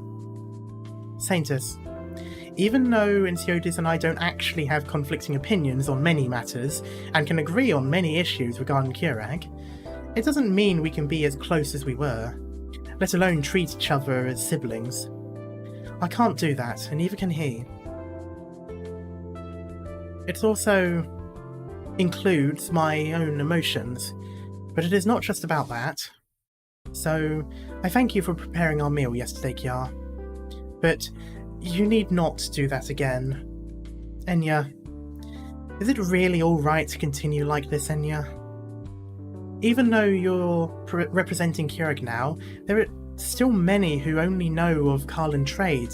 Clan Silberneherze has already started to dip their fingers in every facet of the country, and will only grow stronger in the future. I have some thoughts on that. What's important right now is to develop Kirag as fast as we can. Some matters are just unavoidable, or other things I let slide. We still need entities like Carlin Trade, after all. Besides, I'm fine with Insidious keeping himself there for the time being. But won't it be dangerous to continue like that? That's why I have my own plans. Oh, you mean a new school you've been in charge of the past few years? And reforms over at the Vinebear Court. It's fortunate I realised we have so many wise people here. Compared to a Kirag with the voice of a Soul Saintess or a single clan Silverash, wouldn't it be better to have Kirag with a myriad of voices of Kiraganda's people? It's the same as prayer. You didn't say that making your wishes out loud instead of keeping them in your heart would let Kiraganda hear them in earnest. Oh, didn't you say, rather? I hope more people will get the chance to voice their hopes for Kirag. This is what I wish for, my prayer to Kiraganda. Well, that's a good wish indeed. It will certainly reach Kiraganda. That's great to hear. Will you help me, Kya? Of course. Didn't we agree as much already? I am your maid, after all. She gets a kick out of it, doesn't she? Thank you, Kya. If you really want to thank me, why not... Huh? Oh dear, they're headed this way. The omnipresent goddess realises the fighting is coming. Yeah? Is someone heading our way? Yes, with an aggressive aura to boot. They're fast, they're heading straight here. Feels like a fight is about to erupt. Hey, if you're going to fight with explosives, can you shave off a piece of the face so it looks a little bit thinner? Thank you. Will there be any issues if it happens near the statue? Who knows? Anyway, you should return, Great Saintess. We also need to send someone to inform Madame Sirius as well. It'll be bad if you or someone else gets hurt. I see. What about you? I will stay. If something happens... Oh, it would be terrible if something happens to damage Kiraganda's statue. It'd be a real shame if something hits the face to make it a little bit smaller. So let me stay here to keep an eye on things, and I'll make sure nothing big happens to the statue.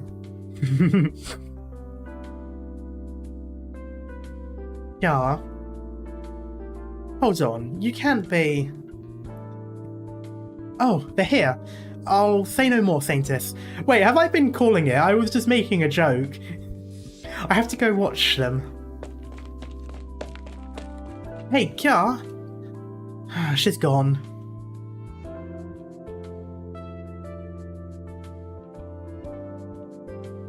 We can't possibly be looking for an opportunity to do a little something to the statue.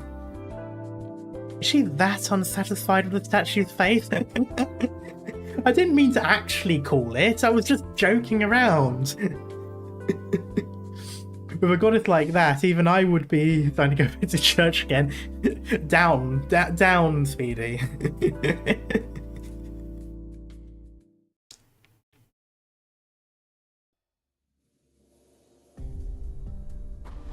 We talked about your gift of prophecy before, Carl. Yeah, true.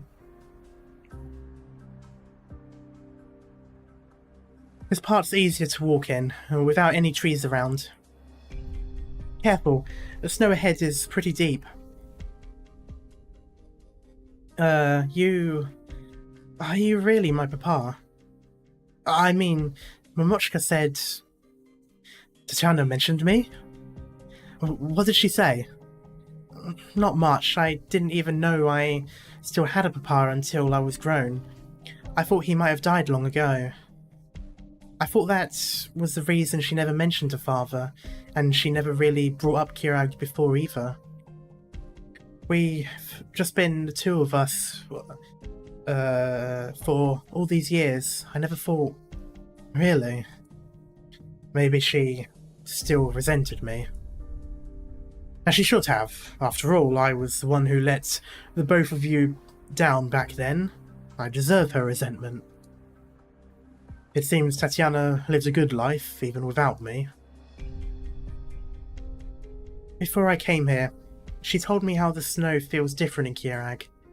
The snow you find on the mountain summits is different from the snow down here. She told me Kirag is my home too, that even though I grew up in Ursus, I was born here.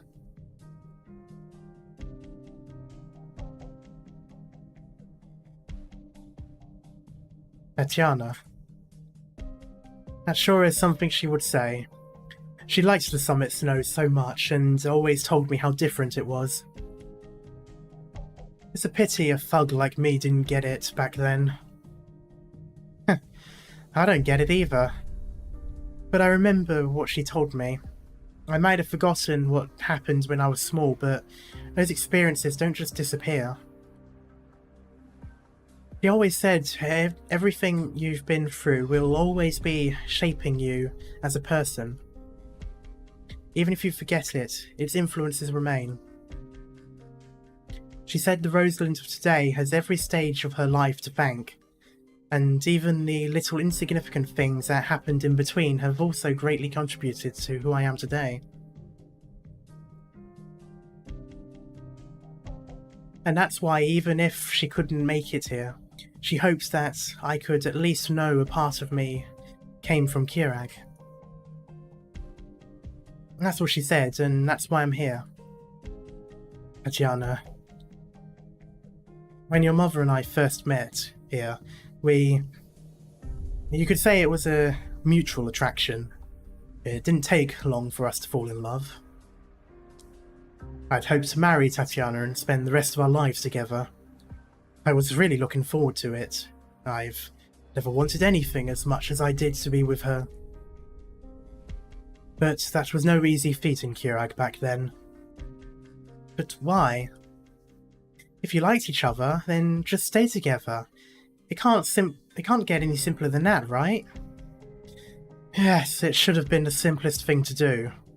But, Rosalind, you don't understand Kirag. Or at least the way Kirag was 2 decades ago. We were still secluding ourselves in our little corner of the land, and basically had no contact with outsiders. You don't get catastrophes in Kirag, and everyone thought it was thanks to Kuraganda protecting her people. We believed the place was sacred, unlike the outside world where catastrophes are commonplace. I've always believed Kirag back then was quiet and peaceful. But the way things are now, I have to admit we were closed off and blind. Our lives were just farming, herding and praying to Kuraganda. Outsiders were rare to see, and we weren't exactly friendly to them either. So, Momochka, you know her best, I'm sure. Tatiana was so passionate, frank, ostentatious, and didn't bother to fit in. She captivated me completely, but at the same time, she was too strange and too different for Kirag then. So? Are you trying to tell me you held back because of that? You didn't dare marry a foreigner? Wait, where did I come into the picture then? You had me without marrying her? I guess that's a thing. I guess that's like a bad thing in this case, in this context, in this world. I'm serious, Beardy. You better not be joking. Rosen, wait, don't be hasty. That's not what you think. It didn't happen like that, easy now. Then what happened? Of course I married your mother. Many objected to it, but it ultimately wasn't an impossible task. After all, the heads of Clan Silverash married a foreigner too. Oh yeah, that's right, part Victorian. My marriage would have been an embarrassment to the Parleridge clan, but I still managed to convince my father, our patriarch at the time, to go through with it. You met him already, Rosalind. It was him who brought you back home yesterday, even though I was so drunk I didn't recognize you at all. You mean that old man is my grandfather? Yes. I appreciate that he ultimately let us marry and kept it a secret from the others too. Viva la Victoria. Yes, absolutely. One of my biggest regrets is not inviting more guests to our wedding. But Tatiana told me it was fine, that she didn't care about the familiarities. As long as we loved each other, nothing else mattered. As long as we could be together for good. And then we had you. The days I spent together with you two were the best I could have ever imagined.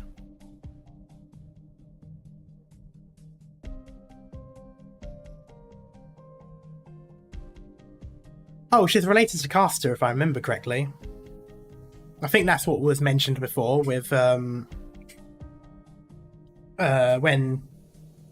what's his face was talking to them. But our good times didn't last long. The Silverash couple got into an accident soon after you were born. Kirag was already in a state of turmoil due to the Silverash reforms, and there were many who regarded them as a thorn in their side. Most didn't dare to challenge the Tri-Clan leaders directly, but attacking a foreigner in private was much easier to do. They said it was an accident, but truth be told, it was far from that simple. I don't know much about it, but I remember the doctor telling me that the Parleruches are conservative. So, Clan Parleruch must have been against the reforms too. Yes. I'm not trying to lecture you now, Rosalind, but there are some things you have a right to know. It was beneficial for the Parleruches to suppress the Silverashes then, and I alone could not have changed our decision to do so. So, we Parleruches are the most devout believers and guardians of Kuriganda, while the Browntails are the astute followers who make sensible decisions. While the Silverashes had gone astray and tried to destroy our faith in vain, putting Kurag in danger. This was how our three clans were seen back then, and also the way the situation really was in Kurag.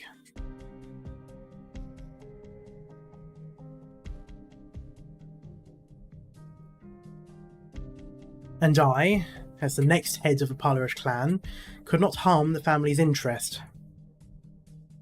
There was not much I could do. And so you abandoned me and Mamuchka. I did not. I never abandoned you, and there's no way I would have abandoned Tatiana. But those people, would they be satisfied with a mere accident? The Silverashes were dead, and I married an Ursine woman. They didn't know how great Tatiana was, and didn't care for her affection towards Kirag. She was just an Ursine woman in the eyes of many, an outsider representing Kirag's doom. Rosalind, I'm a warrior. I shed so much blood, and have never feared anything.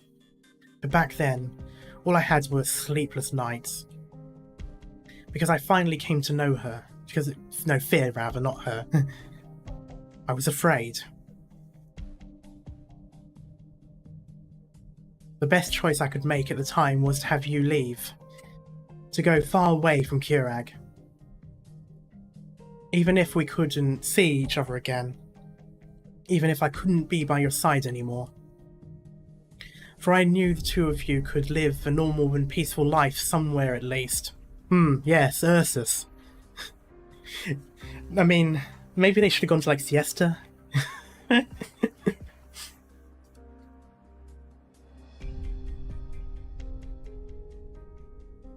Instead of running into any strange accidents somewhere I couldn't see or even right under my nose. So I wouldn't be left with just an accident. You. That's the story of me and Tatiana.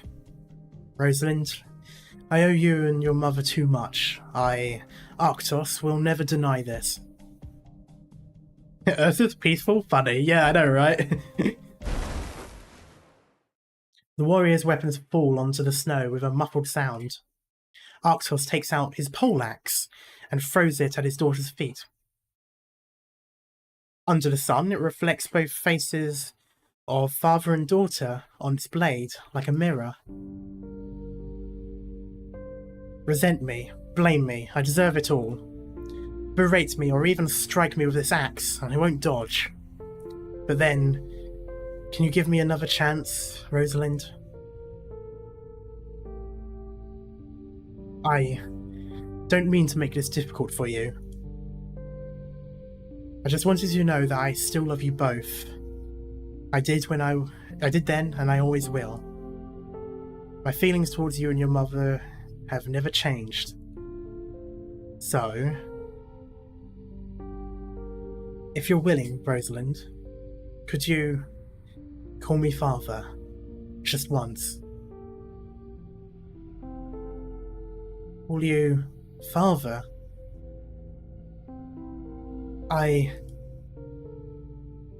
Rosalind. Go the hell, in your dreams. Oh, damn.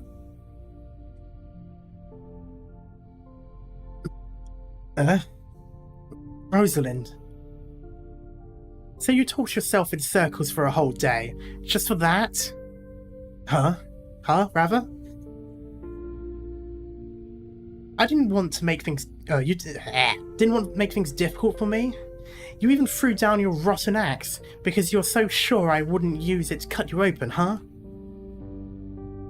No, that's not what I don't care what you meant.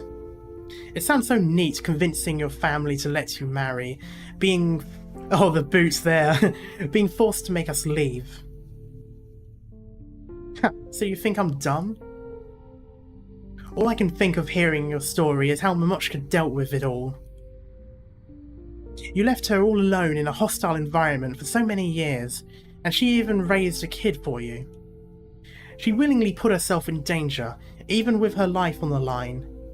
But you're telling me, in the end, all she could do was leave?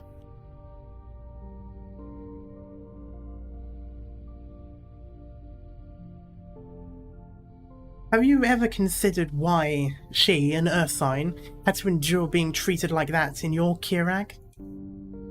My Momochka loved to go on adventures. She liked to try new things. She liked to explore anywhere she could. She could never stay in one place for too long. She loved making friends, loved shopping, loved to eat all sorts of food. Could your Kirag from 20 years ago even satisfy any of that? Do you care about any of those things at all? Why does it sound like you're the only character in your story with nothing else? You said she's passionate, that she's frank, but I couldn't tell you we're talking about Tatiana, oh god, Yevgenyevna Larina at all. You're happy as long as you have your wife and daughter by your side? I'm blown away that you actually had guts to say that. Tatiana. It was me. It was my... It's too late for tears. Do you know what life in Ursus was like for us? Living peaceful lives somewhere? That's enough for you? Bullshit. Do you know just how many people were talking behind our backs when Momochka was raising me on her own? You couldn't. I grew up without a papa. Do you know how popular fatherless kids are at school? You were bullied? They dared... Save it. No one dared bully me. But listen, it had nothing to do with you. It was thanks to my fists. Even General Zima helped me more than you ever did. Oh yeah, Zima. Ever since I was small, I knew I had to rely on myself because I didn't have a papa. I knew I had to count on my fists to shut up those cowards who only knew how to use their mouths. Do you know how many fights I got into growing up? How could you even? Rosalind, You don't have to speak. It's pointless anyway. I just wanted to tell you, I don't care whether you were compelled by circumstance or trying to bear whatever burdens you had. Since you've been missing from our whole lives for over a decade, there's no need for you to step up now. My papa failed to show up back then when I still wanted one. And now, I don't need anyone anymore. You're still hoping I'd forgive you? Still hoping to use me as a bridge to reconnect with my Mochka? And have her forgive you too? Dream on.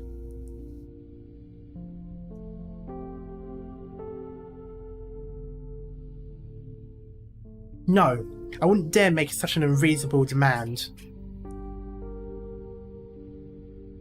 Well, this got real really fast. Thought it was Arknights for a minute, yeah. Ooh. I mean, I personally feel for Leto, really. But I just want to do something for you. No, hold on. Rosalind, what did you just say? Have your mother forgive me? But isn't your mother dead? You're cursing her too? Who told you she was dead, huh? Wait, what do you mean? You said... But didn't you say you brought her remains back? And you've been using past tense? Right, remains. Remains? I'm not confused. Yeah, okay, going back and forth. Ah, hold up, let me check.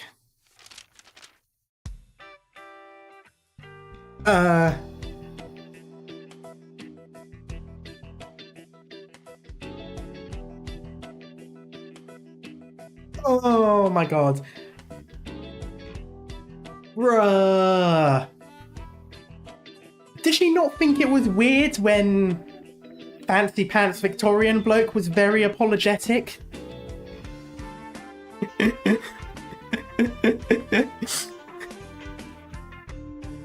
I mean, every single person that she's mentioned it to has been like, oh, I'm so sorry for your loss. I'm like, well, has she not once questioned that? Really don't if they stop working, yeah.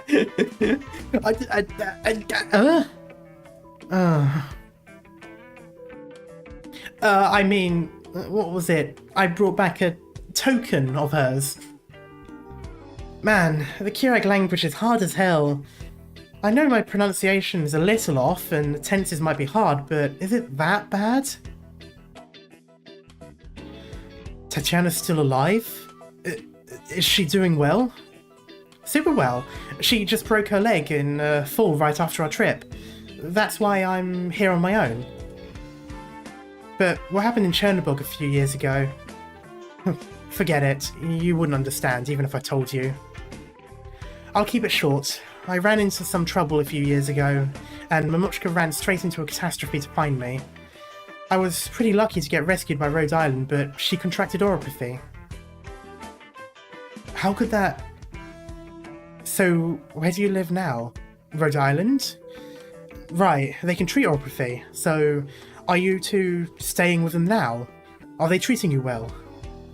Wait, she's not... I love it, like, everyone is now like, wait, what? I know the doctor there. Right, I'll get in contact right away. Give me a break. You can't possibly know the doctor better than I do. Whatever, we'll pick this back up later. Another word and I'll lose my temper again. What's important now is to find our way out of here. And it's no good to let that Victorian run around either, right? Actually, I came up with an idea that was going to tell you about it, but you interrupted me. A lot of that seems to be happening to you, I must apologise. What? How do we get out? Over there. You stand on that spot. Oh, give her a lift? Give her uppies? But Rosalind, that's just a cliff. Huh? Of course I know that. Letty stands behind the man, claiming to be her father. She raises her leg again and kicks him on the back without a shred of hesitation. Arctos, completely unaware, has only a split second to look at her with a startled expression before his finger slips and falls down the cliff. This is Sparta! Pig.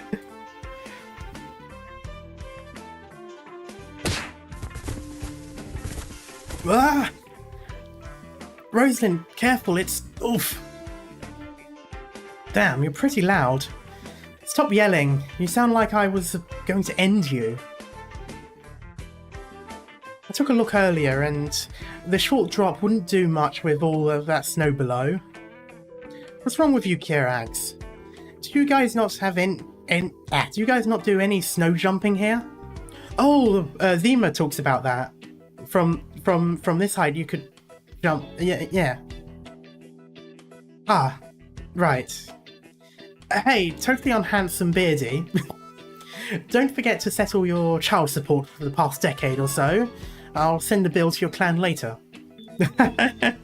You know what? Fair enough. That felt great. And now...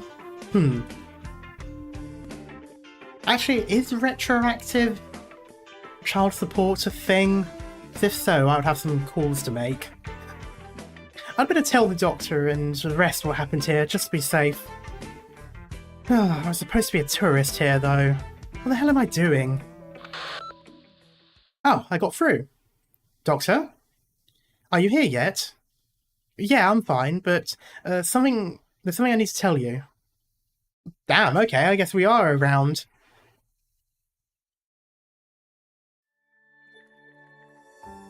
Right, so that was those two.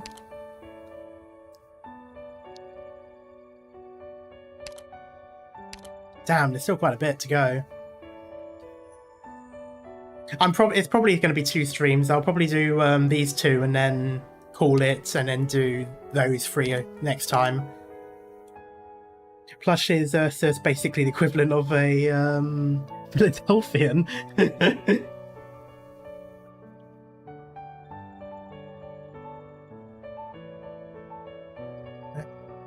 Control malfunction.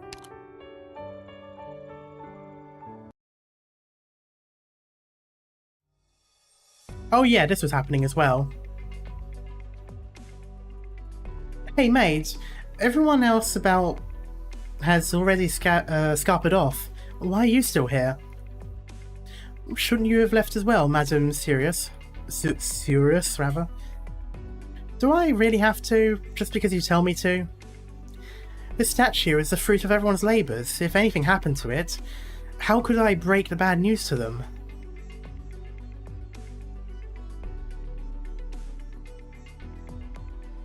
The mum even got a sprite. Ooh. Well, I suppose I'll see it at some point, either today or next time. Is it the fruits of everyone's labours or Insiodis? Insiodis.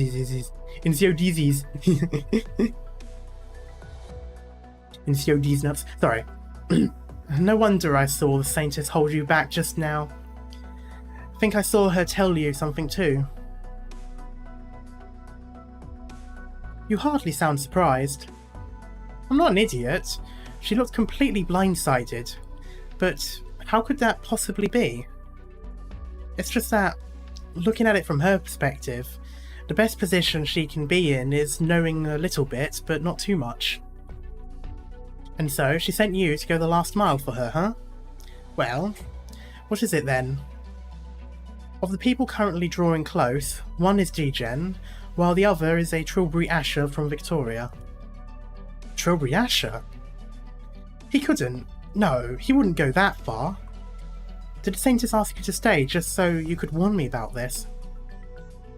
Let's go with that. Allow me to look after the statue in your stead. I promise I totally wouldn't carve off a bit of the face to make it smaller.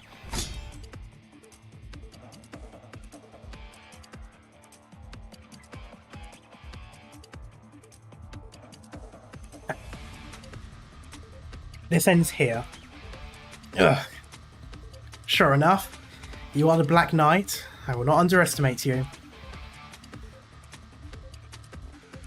But that is precisely why you should realize that you cannot best me. Oh? I like the confidence. But my patience runs thin. The way you scurry and flit about has already started to bore me. My apologies, madam. I have been derelict in my duty, if you feel that way. However, if I may speak freely, Madame Degen, I feel no murderous intent in your swings. You were invincible during your days in Kazmierz, the Black Knight that struck terror into her opponents with her mighty blade, but now you're reduced to using these edgeless toys. Ugh. These edgeless toys will still be enough for the likes of you. I only ever used that Lifanian greatsword in competitions. The sponsors demanded it. The greatsword-wielding Lifanian warrior, the artless freak. Call me whatever you will, it matters not. I mean, it sounds like she's been using some arts, like there's been literal explosions. I mean, I suppose the weapons could be doing that, they could be imbued with stuff, but still. But it's time to cut this dance short. You seem to have forgotten something.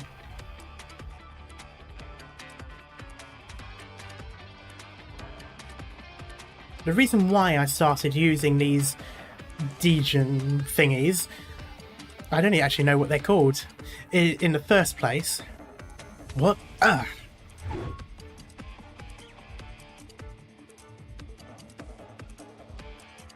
The frosty bite of her blow stops his words before they leave his mouth. The frigid winds of Kirag stab him. The unfeeling mountain snows, not shows, crush him. And the ice-cold Degen thingy-majigs, I didn't even know what they are now, to be honest, slam into him with all the force of a glacier.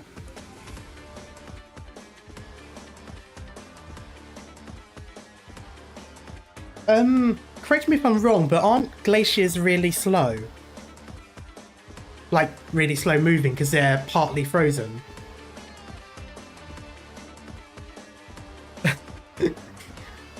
I mean, I'm guessing not. It probably isn't. There maybe some glaciers or all of them are fast flowing, but I feel like the force of a glacier wouldn't be much. Yeah, but I mean, I don't know. Swordbreaker. Oh, interesting.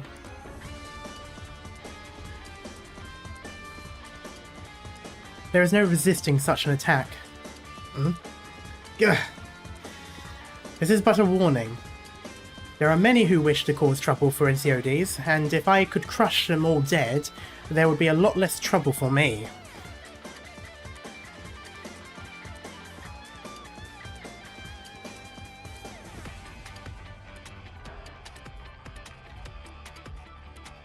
But unfortunately, there are some people who are much more useful alive than dead. You, for example. I see. I thank you for your mercy, Madame Degen. These weapons. I use them for a very simple reason. They have no edge, so it's much easier for me to keep men like you alive.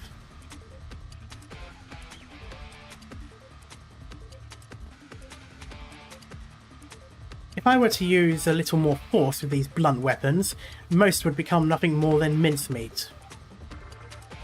That's how it has always been, from the very start.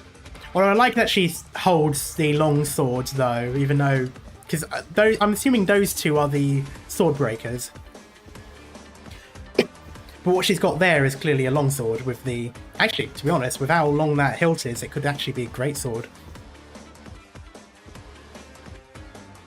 Or whatever the German name for the big swords were called, I can't remember. Among those who step up to fight me, many would be easily crushed.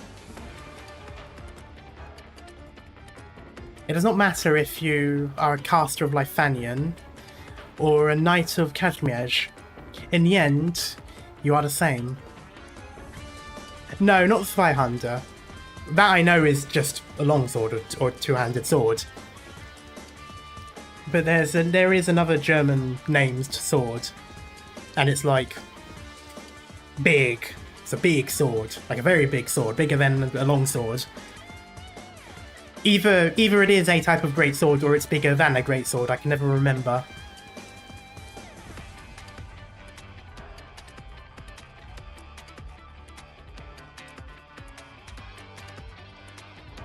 Maybe that one.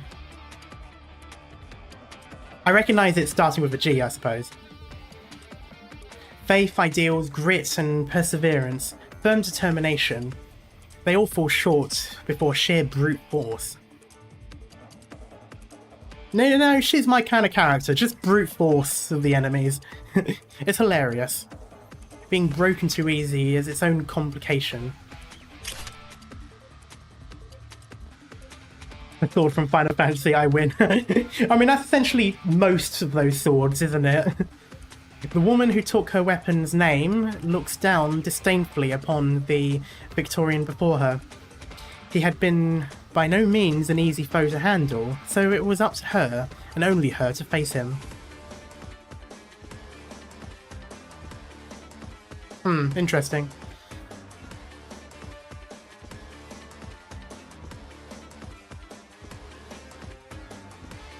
Oh, no, I wasn't thinking of German words. I was thinking of claymore.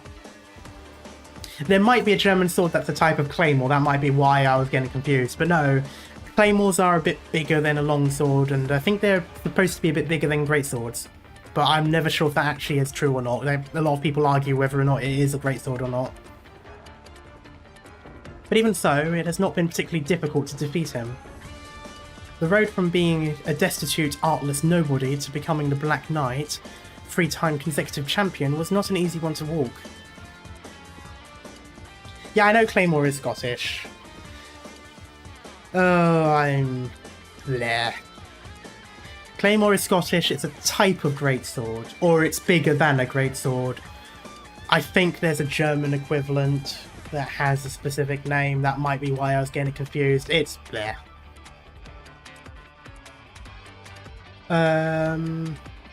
Wikipedia divides greatswords into 3 types in English: greatsword, claymores, and Zweihander. Okay, that's why then. So when Raphael said Zweihander the first time, it actually was the case. That probably was what I was thinking of, and they're thinking German. But yeah, okay, that's why it was claymore as well, because yeah.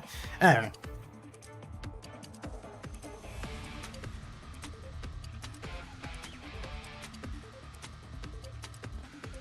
The road for... okay, I read a bit. Compared to that, anything that came after was only a trifle. What, a type of dessert? By your standards as the Black Knight, the natural-born warrior, there can't be many who aren't considered fragile.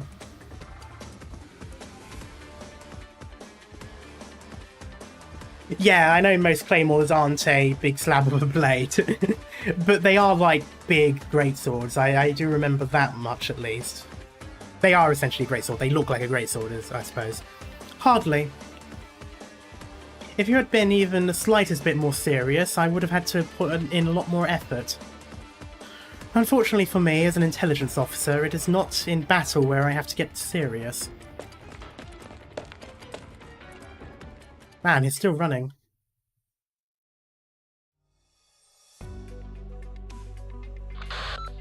Wow, they already climbed up. Oh, they actually literally went all the way... okay. Wow, they already climbed up all the scaffolding. I didn't realise they were going up the thing. These Trilbury ashes are skilled indeed. There is not a person in all Kirag who could scamper from the mountains to this island while getting hunted by Degen. Could there be many such people in Victoria? Truly there are terrors all about these lands. Indeed, there are terrors all about these lands, and we must cope with them in our own way every day. I have half a mind to find a replacement for myself for Saintess. Oh, perished thought, wasn't it you who sought to be a Saintess in the first place? You truly do resemble your brother in that regard. You both love giving yourselves things to do. I am nothing like him.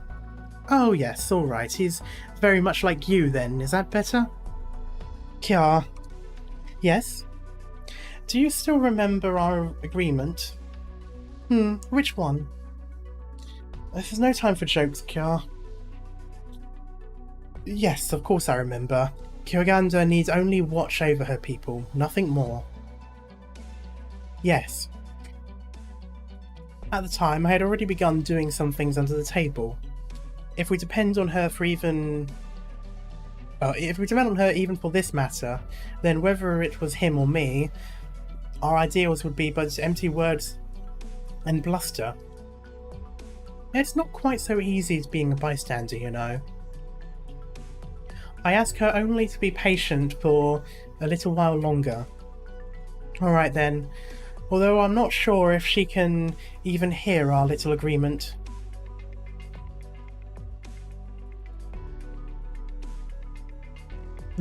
An amazing reference, Hayum.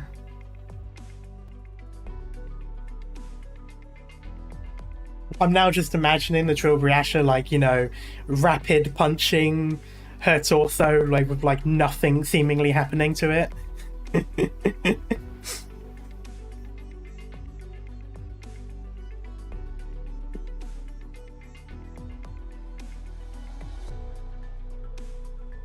Anyway, I just came to see if we could change the statue a bit is all. I can't believe you haven't given up on that yet. Wow. This is one matter that I am definitely not giving up on. Just how bad is the face? They've even got a whole art bit for it as well. She's actually... wow. Okay. She's actually doing it. Your goddess is out of praying range. Wow. I think the statue might be a bit slanted after... after Dijin kicked just now. Wow. The Leaning Tower of Kya. Gotta wait for the coral. I'm sorry, you gotta... Is that coming, or are you just speculating? Although I don't know.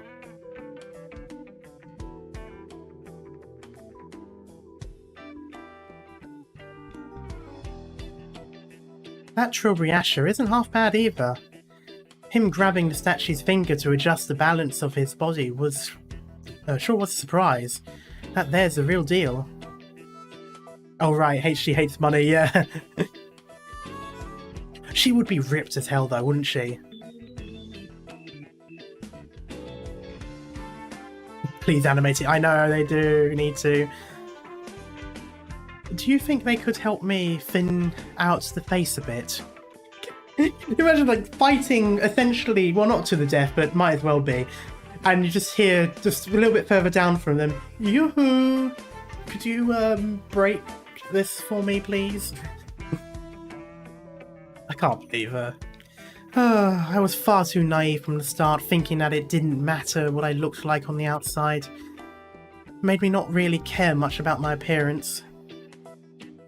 After many interactions with others, my aesthetic senses changed alongside the people, and so we end up with the look I have today. Then she gets the Sphinx treatment. What, the missing nose? But those drawings in the ancient tomes persisted for all the while. I should have taken those books away from the Edelweiss. Isn't that a flower clan when they were out of the house? Who expected them to suddenly decide to build a statue of Kyogander anyway? Biblically accurate Kira.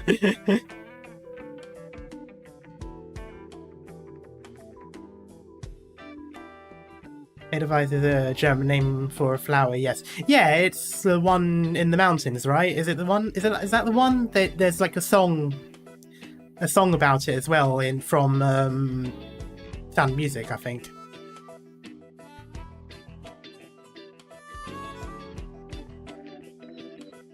Those two sure climbed up the top of the statue real quick. Ah, that's right. Shave the cheek on that side down a little bit more. Damn it, don't shave down the sides of her hair too. I quite like those. From this angle, it doesn't look half bad though, does it? Like, I actually like that hairstyle. I might try that. A mountain flower belonging to the daisy or sunflower family.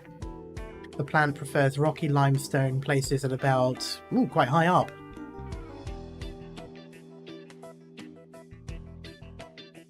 Where was I? Right, after getting to know Enya, I started to look after my appearance more. Oh, she's literally holding her chin as well. I would always go with her when she would sneak out for walks, recommending me various cute ornaments and trinkets. After who knows how long, I started to like those things myself. Maybe we can replace that lock of hair that got shaved off with a big piece of jewellery. I should write that down somewhere.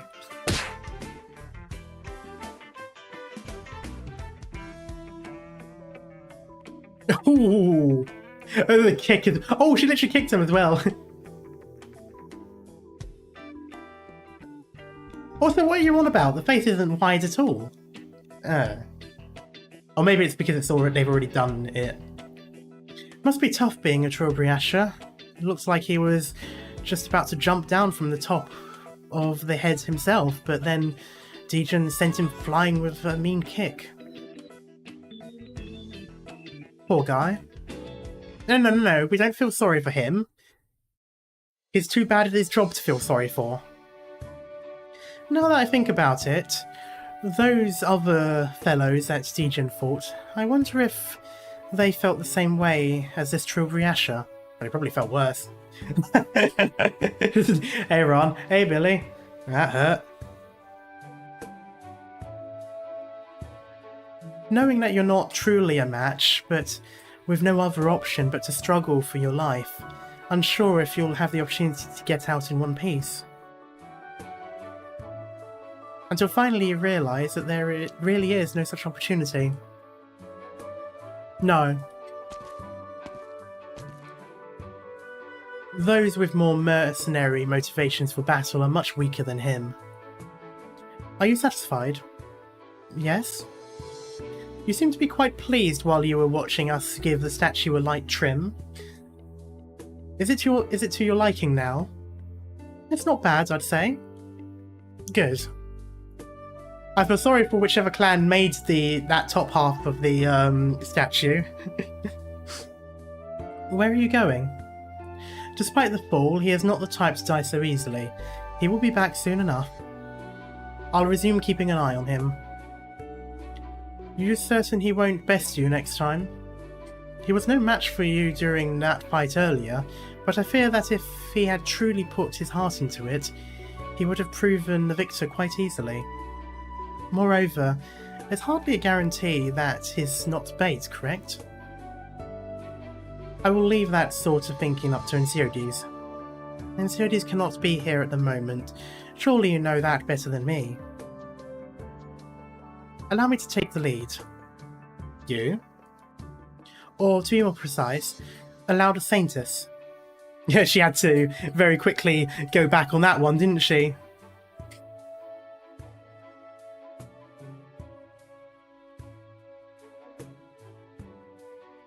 Unless I'm thinking of someone else, isn't she, like, trying to, like, find answers or something? Yard buzzes the communications terminal in her hand. Did you get all that, Saintess? Allow me to take the lead. You did well, Degen. My pleasure. Will you be coming to the bonfire banquet tonight? I'm afraid not. I'm not fond of busy places. Parties, rather. What a shame. What did you have in mind? I would like you to watch over a foreign envoy. I believe diplomacy will prove more effective than force in this case. He might not actually be a foreign envoy. He might very well be. Alright. I am in your hands, Saintess. Don't give her that much power, she already has a god in her hands. You know the exit's in the other direction, right? I know. Refuses to elaborate, leaves.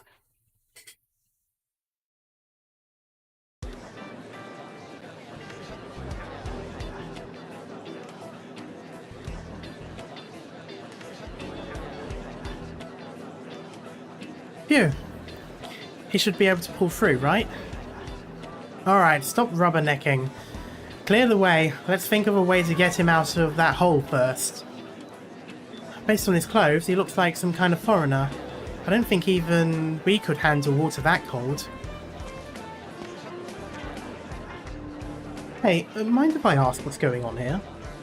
Some poor fellow just flew over here and from the island in the middle of the lake.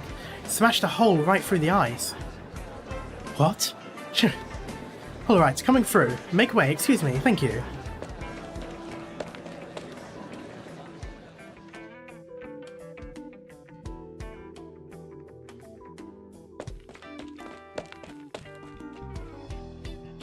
Harold squeezes his way through the crowd, and the moment he sees what all the fuss was about, he cannot help but laugh. A perfect circle has been punched through the frozen surface of the lake, and in the centre of that circle floats a corpse. And so, it fell to him to come to the rescue. This water. These old bones can't spry enough to handle that. Excuse me, anyone put some kind of stick? Or on the other hand, he's a friend of mine and I'm here to get him out of there. Nothing like that over here. Maybe you can head over to your nearby finning village. Ask someone there if you can borrow a finning pole? Oh, is that like a fishing pole? Fishing rod? No need, I've got something that can help. Nice, thanks. Rosalind? Oh, damn, they got down quickly. Hey, Dushka. Fancy meeting you here. I'll lend you my weapon. Let's get that guy out of here. Cheers. We'll help too. I do gotta say, the people of Kirag are really friendly. I mean, in this sort of scenario, most people would try to help, I suppose, but still. It's like they've always been up to helping people in this place. Using Rosalind's weapon, the people work together to dredge the corpse up and out of the hole. Looks like he still hasn't kicked the bucket. I probably shouldn't be saying this, but if he really had died, I would have had a whole lot of beast shite on my hands. Thankfully, the one who did this had the same idea, so they held back a little. Let's get this fellow somewhere warm for now. Yep. I would laugh if he still had the hat on, despite, you know, all of that force, and I would absolutely not normally keep your hat on when that happens, but somehow it just remains.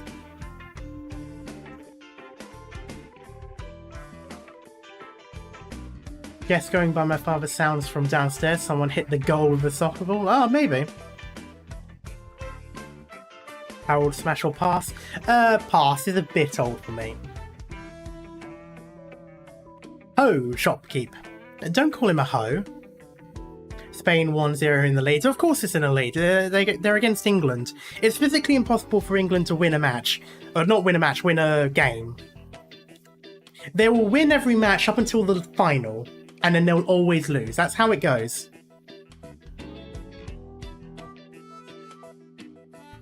Ho, shopkeep. Allow us to borrow your fireplace for a spell. Sure. Isn't this John? He should be up in the mountain. How'd he get his ass kicked down here? Up the mountain? You've met him before? On the train as well. I'll take what I can get at this point. Oh, dude. Hey, the other way around. Yeah. Yep. I met him up there. And then what? Ah, no, nothing. It'd be a pain to explain. What about you, Dadushka? What are you going to do with these two? Huh? Oh, the next 2 days. Well, where did I get that from? Me? I'm just here to clap at the Kuraganta statue unveiling ceremony tomorrow. As a Victorian delegate. After that, I guess I'll be heading back home straight away. If I manage to find one last opportunity before I go, I'd like to walk about and buy some souvenirs for the wife and kid back home. Sounds like you've got a lot of free time on your hands, Dushka. When you're young, you feel like you have have 1,001 different things that you need to get done, but when you get around my age, you'll learn that some free time never did any harm.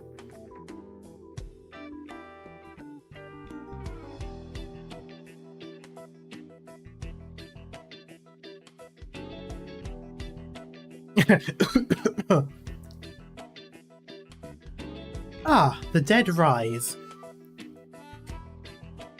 Ugh. I feel that there. Ugh. How's it hanging, John? Madame Lorena. And Lord Viscount. Good, good. I was just about to have a chat with my dearly departed grandfather. What the hell happened to you anyway?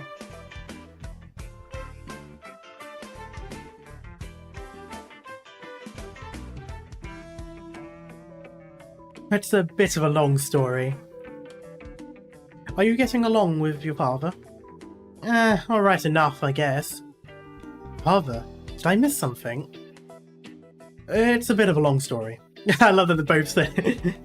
Seriously, what happened, John? You've managed to become chummier with Rosalind and me, right under my nose. Spy.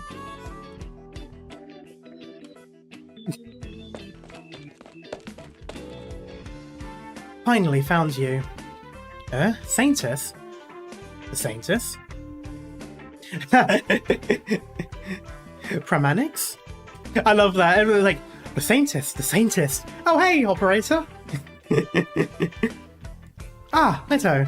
You're here too. Perfect. Me? Lord Viscount, I hope you remember tonight's bonfire banquet by the lakeside. The other one... the one that will serve as a warm-up before tomorrow's ceremony.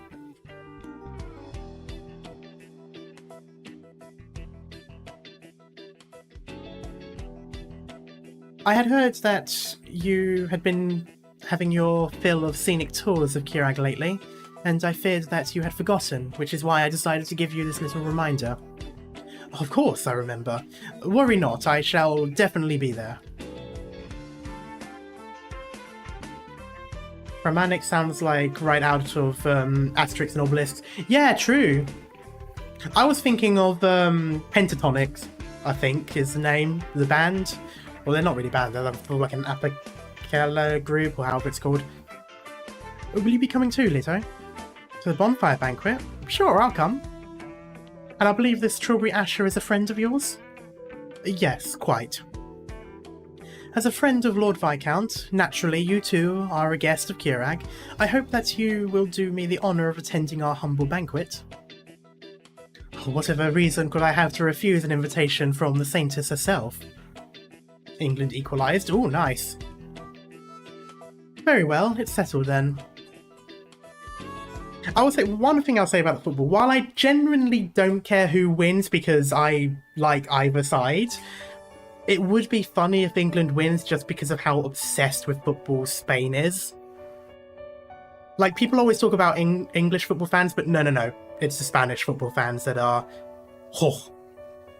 You can't even play a football game in school without it being a life or death thing for them. It's too much, and sometimes I think they need to be put down a peg or two every now and then. But besides that, I don't mind who wins. Okay, second one. Oh no, it was. I already did it. Or did I not? Oh no, I didn't. Okay. They both started here, so... How long do you plan on sitting there?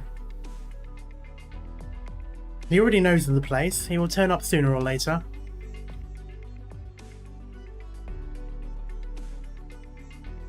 And what will you do once he turns up? Kill him. Murdering a foreign dignitary is a serious crime, you know. We shall see. Why do you go so far for Kirag's sake when you're not from Kirag yourself? Is it still considered for Kirag's sake if it's Ensiodi's ambition? Who can deny that up until now? Despite him having his own lofty goals, that there is a part of them that is for Kirag's sake. That sort of praise is probably what he would least like to hear. You still haven't answered my question, you know. When Ensiodi's once mentioned to me that perhaps Kiraganda truly existed, I thought to myself that maybe one day I could fight those so-called gods with my own two hands. Oh. It seems I misremembered the thing that she wanted to do.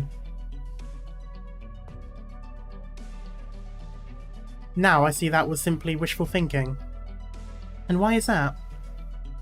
Ensiodis has already dropped that particular plan, for one. If he had stuck to it, do you think that you could face down a goddess who just might really exist? Perhaps? Here, I can only find that sort of excitement during avalanches. If I ever had the opportunity, I would definitely give it a try.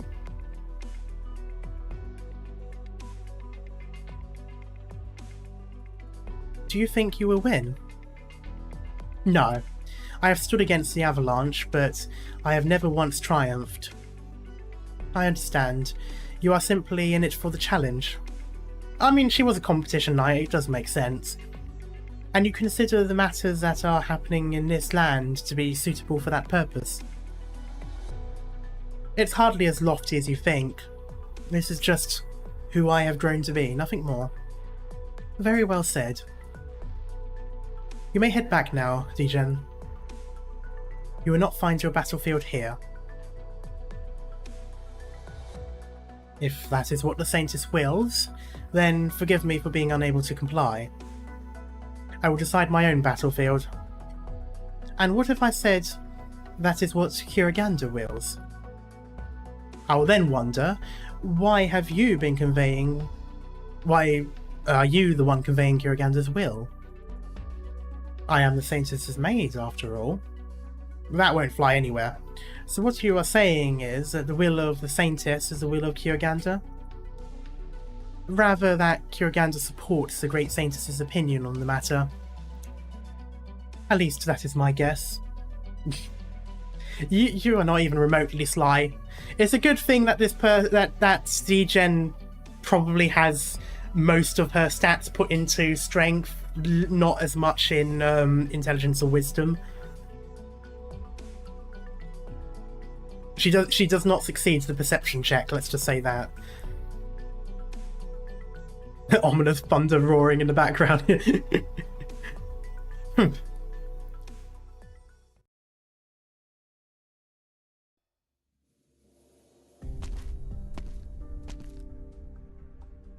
Ah, yellow there. The Black Knight is no fool. Rather than searching all over for me, she will instead be watching over here. She knows that I will return, and return I must.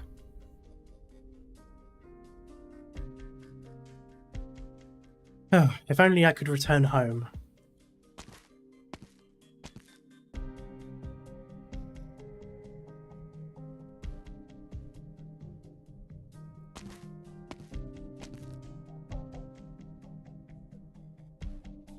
If I had only guessed that this place would be the centre of my worries. No, how could I have guessed How could anyone have thought that Insidious had the brass courage to use the entire nation's faith as a pretense of his own schemes?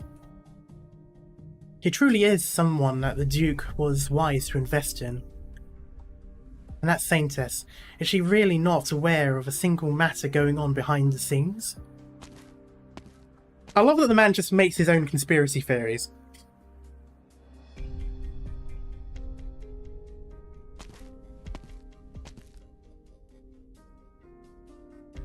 A degen? She couldn't possibly be quite so single-minded as to have missed the forest for the tree. Oh, hello. This is a rock. That is not Dwayne. Why have you come, traveller from afar? I am but a man of steadfast faith, here to admire her visage. Or visage, depending on who you ask. She tires and wishes to rest for today. Come back tomorrow. I heard that Kuraganda welcomes believers from afar. Do you mean to say that is no longer the case? The pious need not prove themselves, while the insincere need not waste their words. You are not to take a step further today, says she. And if I insist? What?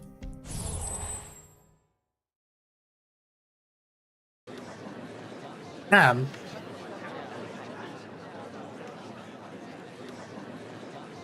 Her faith is not that wide. The Trilbury Asher looks all about him. The main path by Lake Shabadababa is bustling with activity most days, and today is no exception, which is why it causes no small amount of turned heads when he suddenly appears out of nowhere.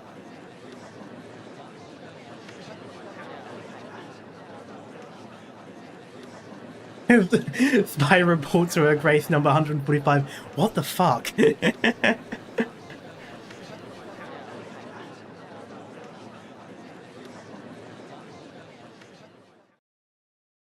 Silence.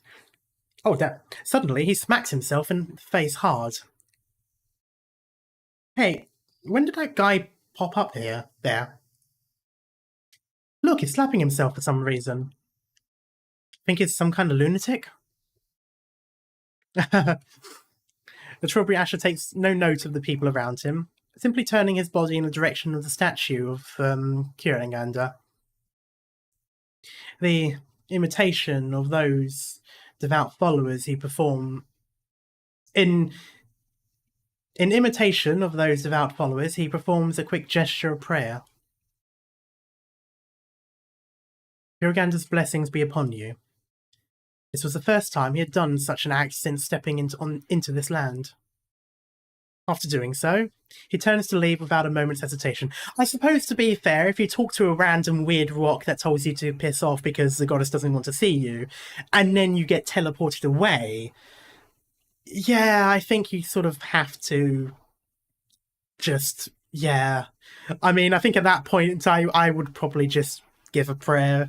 I mean, I'm certainly not going to doubt the existence in that regard. He had not yet noticed that, from not too far away, there was a pair of eyes watching his every move.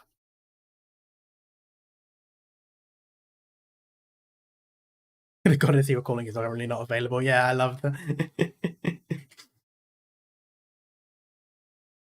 Her prayer inbox was full. For a second, I thought they already knew each other, like telling him to report.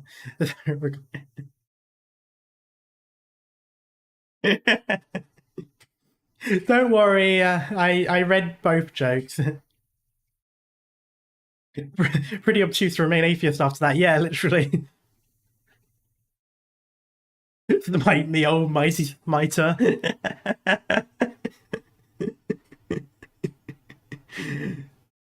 God, we're getting all of the references out today. Zijen isn't a very talkative woman, so she probably won't tell Enya about this, would she? I didn't think I went too far either, did I? I've said this before, but staying a spectator is harder than it looks. She sighs once more, then turns, looking every bit like a woman grumbling about the troublesome requests of her younger sister, before blending into the throng of people like she was never there. I've read that as thong. It was going to be really awkward at first.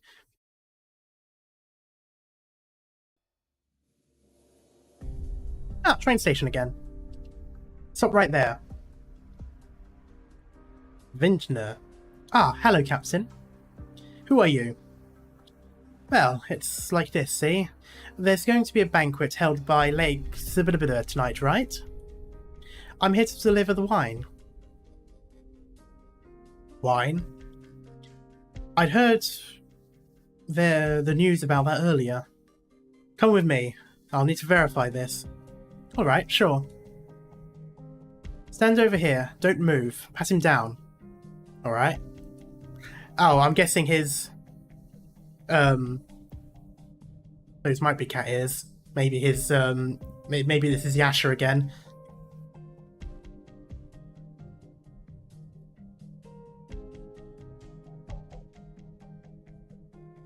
Boys, I'm just trying to drop off some drinks. Do we really need to do this whole song and dance? These are special circumstances. I appreciate your cooperation. If you really are who you are, we will offer our deepest apologies later. Ah, I'm afraid that you two won't have the chance to do that. What? The vintner presses down on the device hanging in his waist, and the security cameras in the room begin to rotate wildly, as if possessed. Gah. There's an enemy... Nice try. Gah. After the two blah blah fall over, the vintner swiftly begins to operate the terminal. As he meddles with the terminal, the cameras in the corners of the room briefly halt before returning to their normal activity.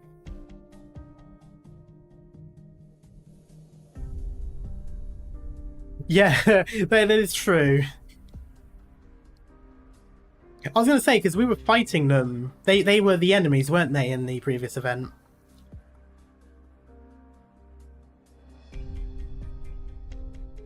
From my early investigations, I knew that Kurag managed to get a previous gen OS, but it's got two fatal flaws. I recommend you upgrade to the latest generation when you can. Always upgrade your Windows. Or, well, actually don't. At least not yet. There's like another year or so for Windows 10.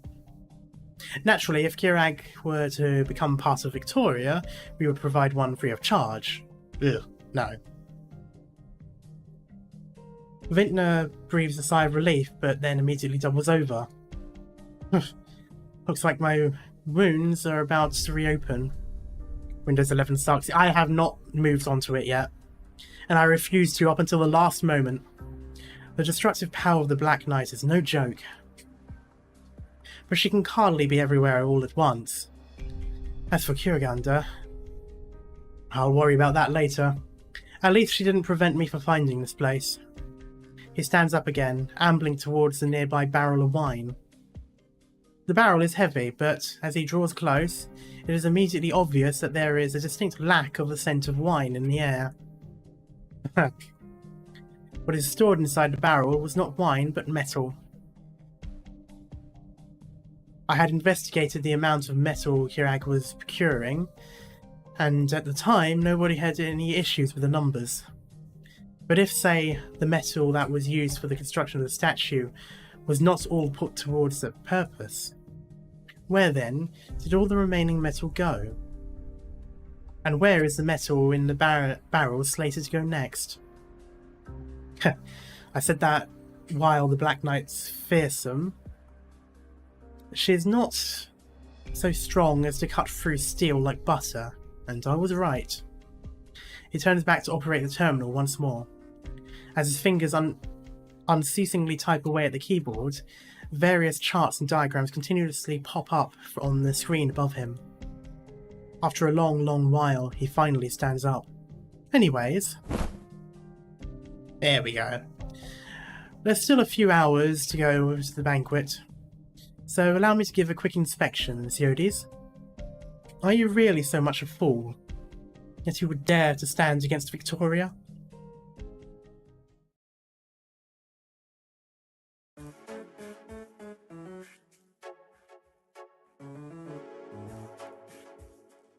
Now let me get this straight. You saw your father, and then you gave him a kick.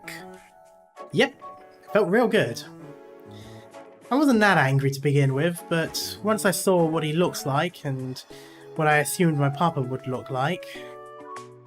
once I saw that he looks like what I assumed my papa would look like, I had a sudden urge to give him a real big kick. Atta girl. Speaking of which, I had the pleasure of meeting Patriarch Arktos once when I had just arrived to Kirag, but I haven't seen him since. If I had remembered just how he had looked, you wouldn't have had to wander around willy-nilly to find him. Hey, are you trying to say that I actually do look a lot like him?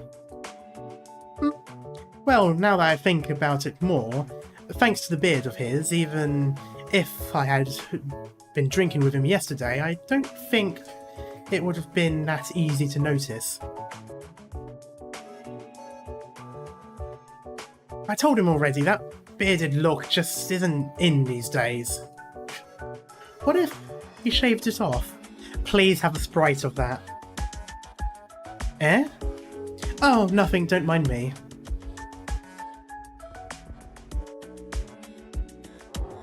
Just hold him down and...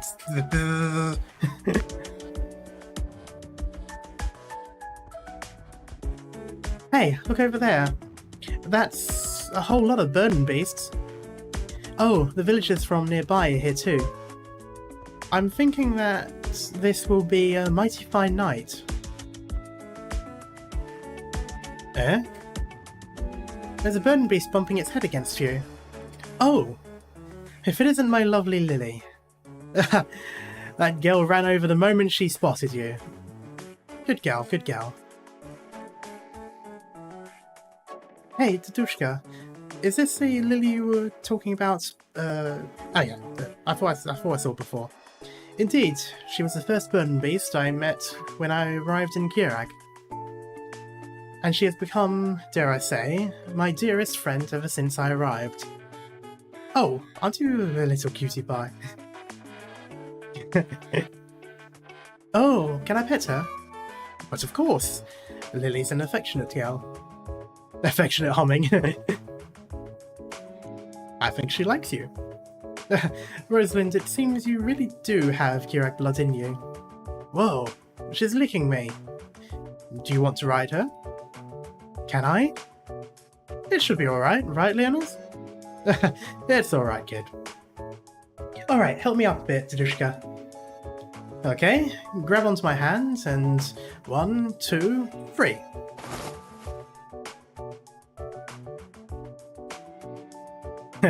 Excited rumbling. Whoa, Lily's real steady. I think I'll go on a stroll with her. Go on ahead now. She sure is a lively little kid now, isn't she? You don't need to tell me. My daughter was the same at her age. Oh, I wonder how old his daughter is now then, considering, because her age being, what, 20? 19? What was it? Here, for you. This is a bill. Some of our best cheese, just finished ripening today. 19, yeah, so I suppose. No. Actually, no, to be honest, that is kind of a weird... That's kind of a weird thing to say, really, when she was... it was weird, he sort of said it as if talking about a kid. It's kind of... I guess he is an older man, and maybe she's like in her 40s now, or 30s or something. I can't remember if his age was stated now that I think about it. I remembered that you were going back home pretty soon, so I whipped up this block just for you. I'd hoped I would see you tonight, so I brought it along just in case. I appreciate the gesture, but are you sure it's alright? Doesn't your family need this cheese to sell? Oh, think nothing of it. You've helped my family and our burden beasts plenty. I'd say that I owe you for medical expenses. So here, consider this cheese your veterinary fee. Alright, if you insist. Couldn't ask for a better parting gift, if you ask me. Man rode dinosaurs. Cool. Truth be told, when you first showed up, we were pretty wary of you.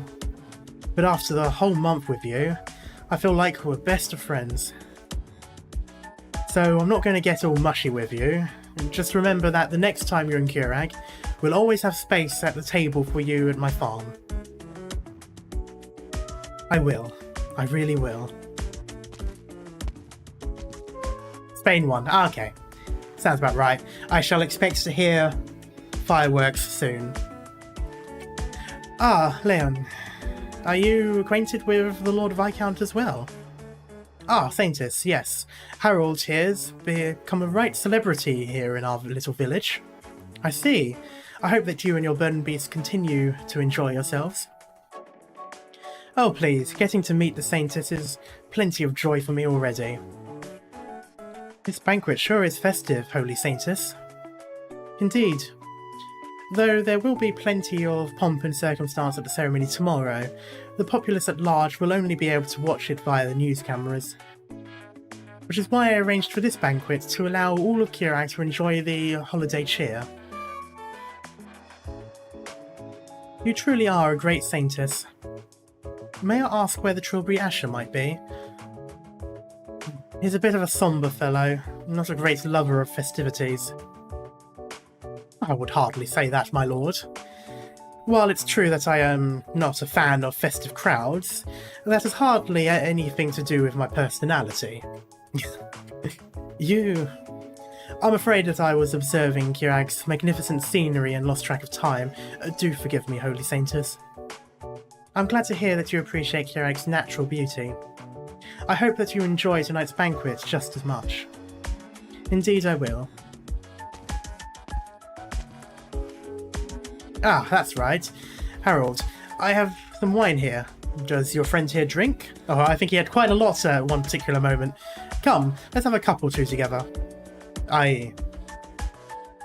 The Trilbury Asher surreptitiously shares a hand signal with Harold. It is a military hand signal, indicating withdrawal. Terribly sorry, Leon. I'm afraid the drink will have to wait.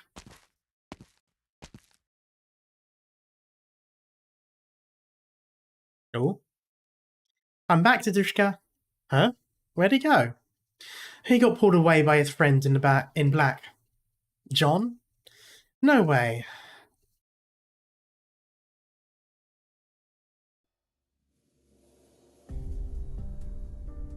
I do hope that you managed to enjoy yourself at tonight's banquet, my lord. I sure was, up until you called me away. Good, because I do not think you will enjoy the next step. Out with it. There is a secret underneath the Kuraganda statue at the heart of the lake. Soldiers really hate the word secret, Mr. John Smith. Isn't this your lot's job to figure out what these sorts of things, rather than ours? Unfortunately, I have no way of solving this particular issue myself. Not words I expected to hear out of a Trilbury Asher. I've run into a few obstructions, mainly a couple of sword breakers. Wait, am I hearing you right? You failed? No. Though I am unable to ascertain what exactly is down there, the very fact that I am encountering a resistance is proof that I am on the right track. Or that you are being played by a fiddle. Played by a fiddle? Played like a fiddle, rather. Actually, you know what? No. That's too polite. Fiddles are actually relatively difficult to learn. You're being played like a cheap kazoo.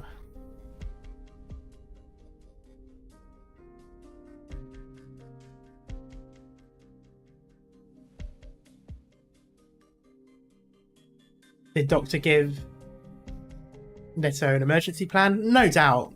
Definitely. No doubt she would have spoken to him. Us. I don't know. The Trilbury Asher takes out a stack of loose papers from the inner recesses of his coat. Within that stack are photographs, assorted documents, and some handwritten notes.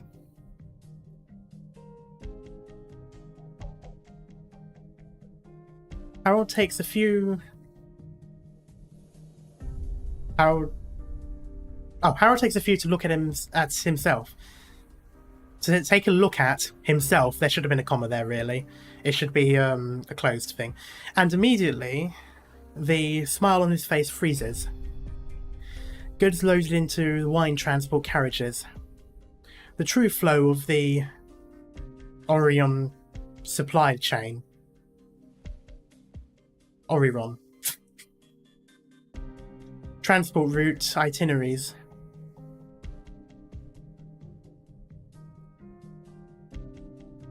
All this intelligence points towards a single fact. Under the island, at the heart of the lake, lies Insidious' secret. Not just his, but the greatest secret of this entire nation.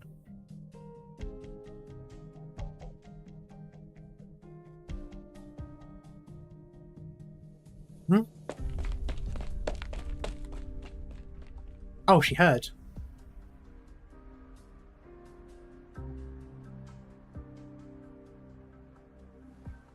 She's gone.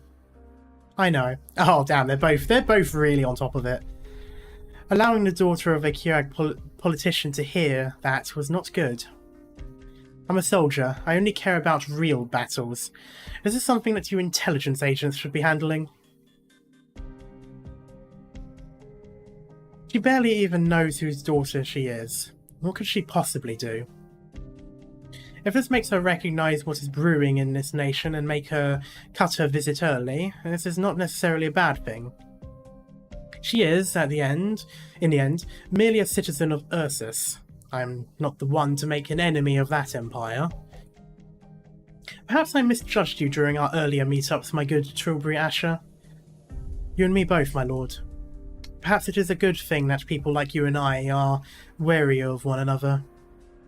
Some real words of wisdom you've got there. Wisdom? What the fuck? My next words might not be those words of wisdom you so adore. You cannot go home empty-handed, my lord. I know. I hope you truly understand that this is the price Enceodes must pay her grace. He has crossed a line. Is that what you tell yourself to make it feel better? You're far better at that sort of thing than I am. Oh, great hero.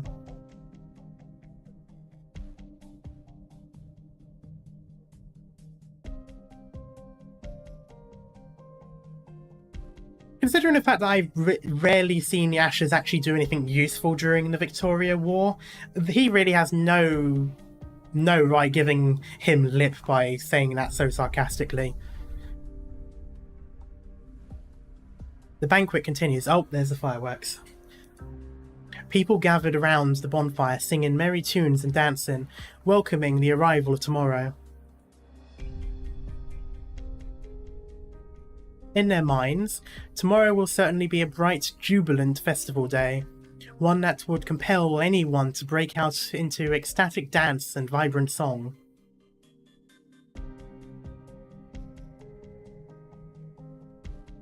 I'm probably the only one in the room who doesn't feel that way, thought Harold.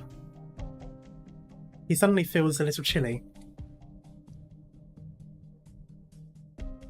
The last time he felt such a chill was the very first time he set foot on this land.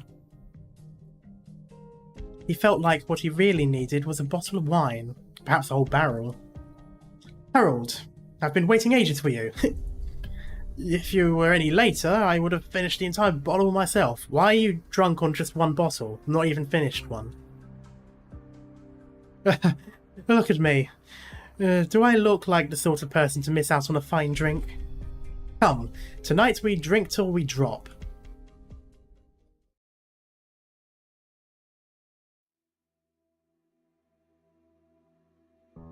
He's forgotten some of the finer details of what he did that night.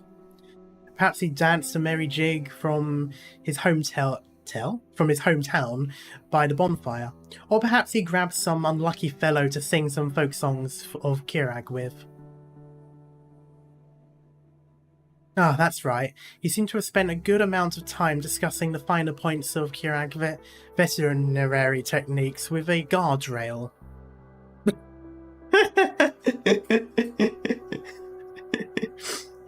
Even though I said guardrail, my mind had to not read it as like rail guard or something, and then in order for me to realise that no, he was talking to an inanimate object. How did he get to this point? Alas, nobody knows. At the very least, he remembered the way back to his bed. However, the distance between the banquet and the barracks is no short stroll. First, he had to follow along the lakeside path until it joined with the main street at the centre of town. Along the road, he would run into many elderly folk taking a post-meal walk and see children playing atop of the ice. POV, you're telling your kids how you used to go to school. From here, he could see the distant statue of Kuraganda, and all along the roads there were viewing stations set up just for gazing upon. They were bustling places filled with people at all times. Some prayed towards Kuraganda while others took selfies. There are times when two diametrically opposed ways of life will clash, but most times they will coexist in some sort of harmony. Such was the way with many things in this land. Continuing on, he passed through the main street, which got busier by the day. He distinctly remembered noticing that some of the stories that were there when he first arrived in Kirag had changed ownership. The stores, not stories.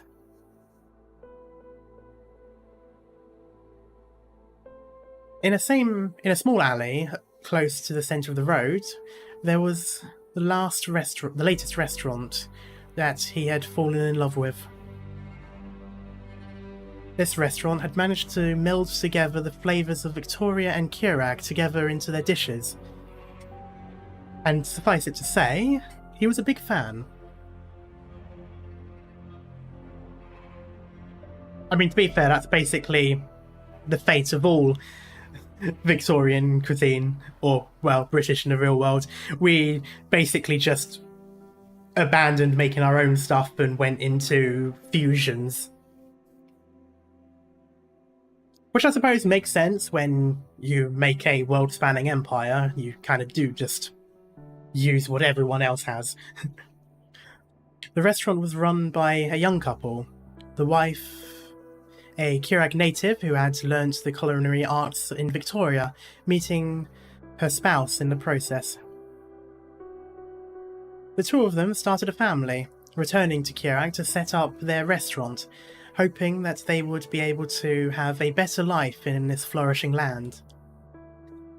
After the alley, he had to cross a highway still under construction, then a patch of woods, before arriving at the hillside where he could look out over the whole land with a roaring fireplace awaited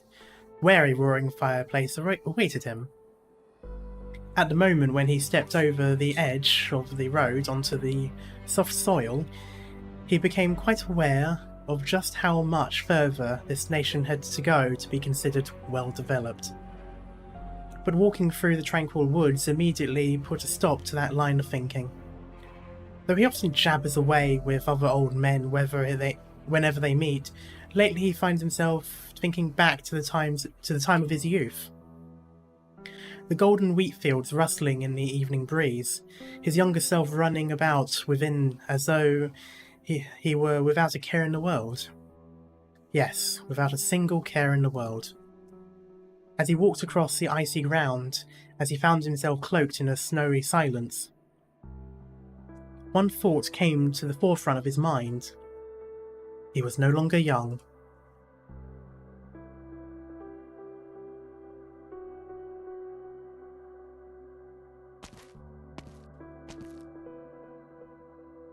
Phew, you reek of... You reek of booze. Boss, if you're going out to get roaring drunk, can't you at least bring some back for your boys? Boss, look here. These damn Bird and Beast blind boxes. We've gotten 3 full sets now, except for the mystery variant. This has got to be some kind of scam by Carlin Trade.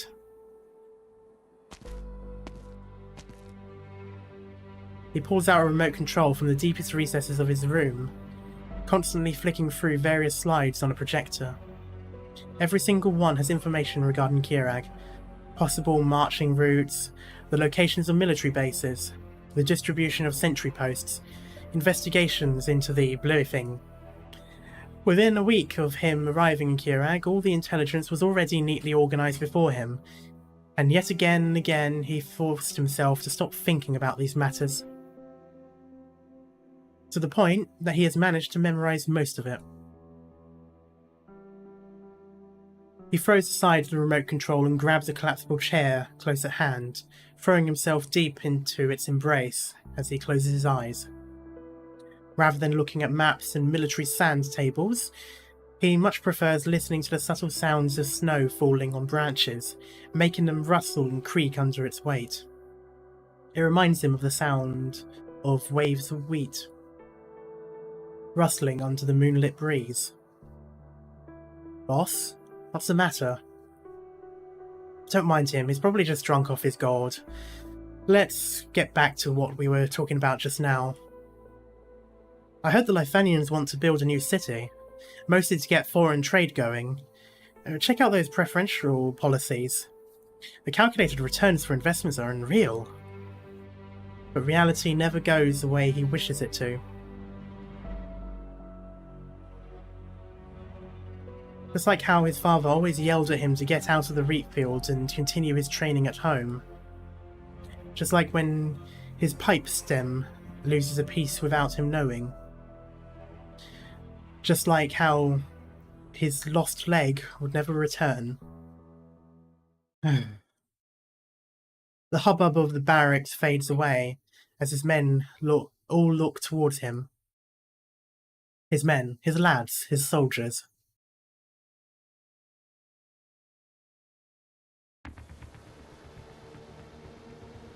Everyone, change to live ammunition, then be on standby. At the break of dawn tomorrow, we begin our operation. Our target is the statue of Kuraganda. His voice is somewhat hoarse. The rustling of wheat in the wind has stopped. Damn. And now I shall cliffhanger everyone.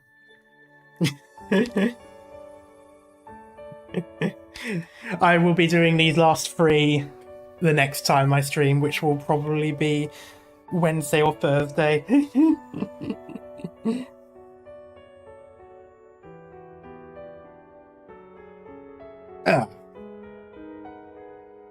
Damn UK for blue balling us. The funniest thing is I considered finishing it off at number 6 because, you know, not much happened there. It's a soft finish. But I decided, no, we still had a decent amount of time. I'll do these 2 here. And then, of course, that would be the cliffhanger. When I decide, oh, I'll be fair and do an extra one. It's like the monkey paw. Would be interesting if the exemplars appear in the last chapter too. Exemplars? Which ones were they? Oh, I can't remember. But anyway, yeah, so I'm going to leave it here. And I will be back. Should be either Wednesday or Thursday. I'm not quite sure yet. I think it might be Wednesday. Depends on when I get back. Siege's group. Oh, right, yeah. You gonna play the ZZZ? Yes, I do plan on playing it. In fact, that might actually be the first thing I stream, so I might leave this so that I can prioritize streaming ZZZ first. But we'll see how it goes. Until then, though, thank you guys so much for hanging around, and I shall see you all next time. Bye-bye.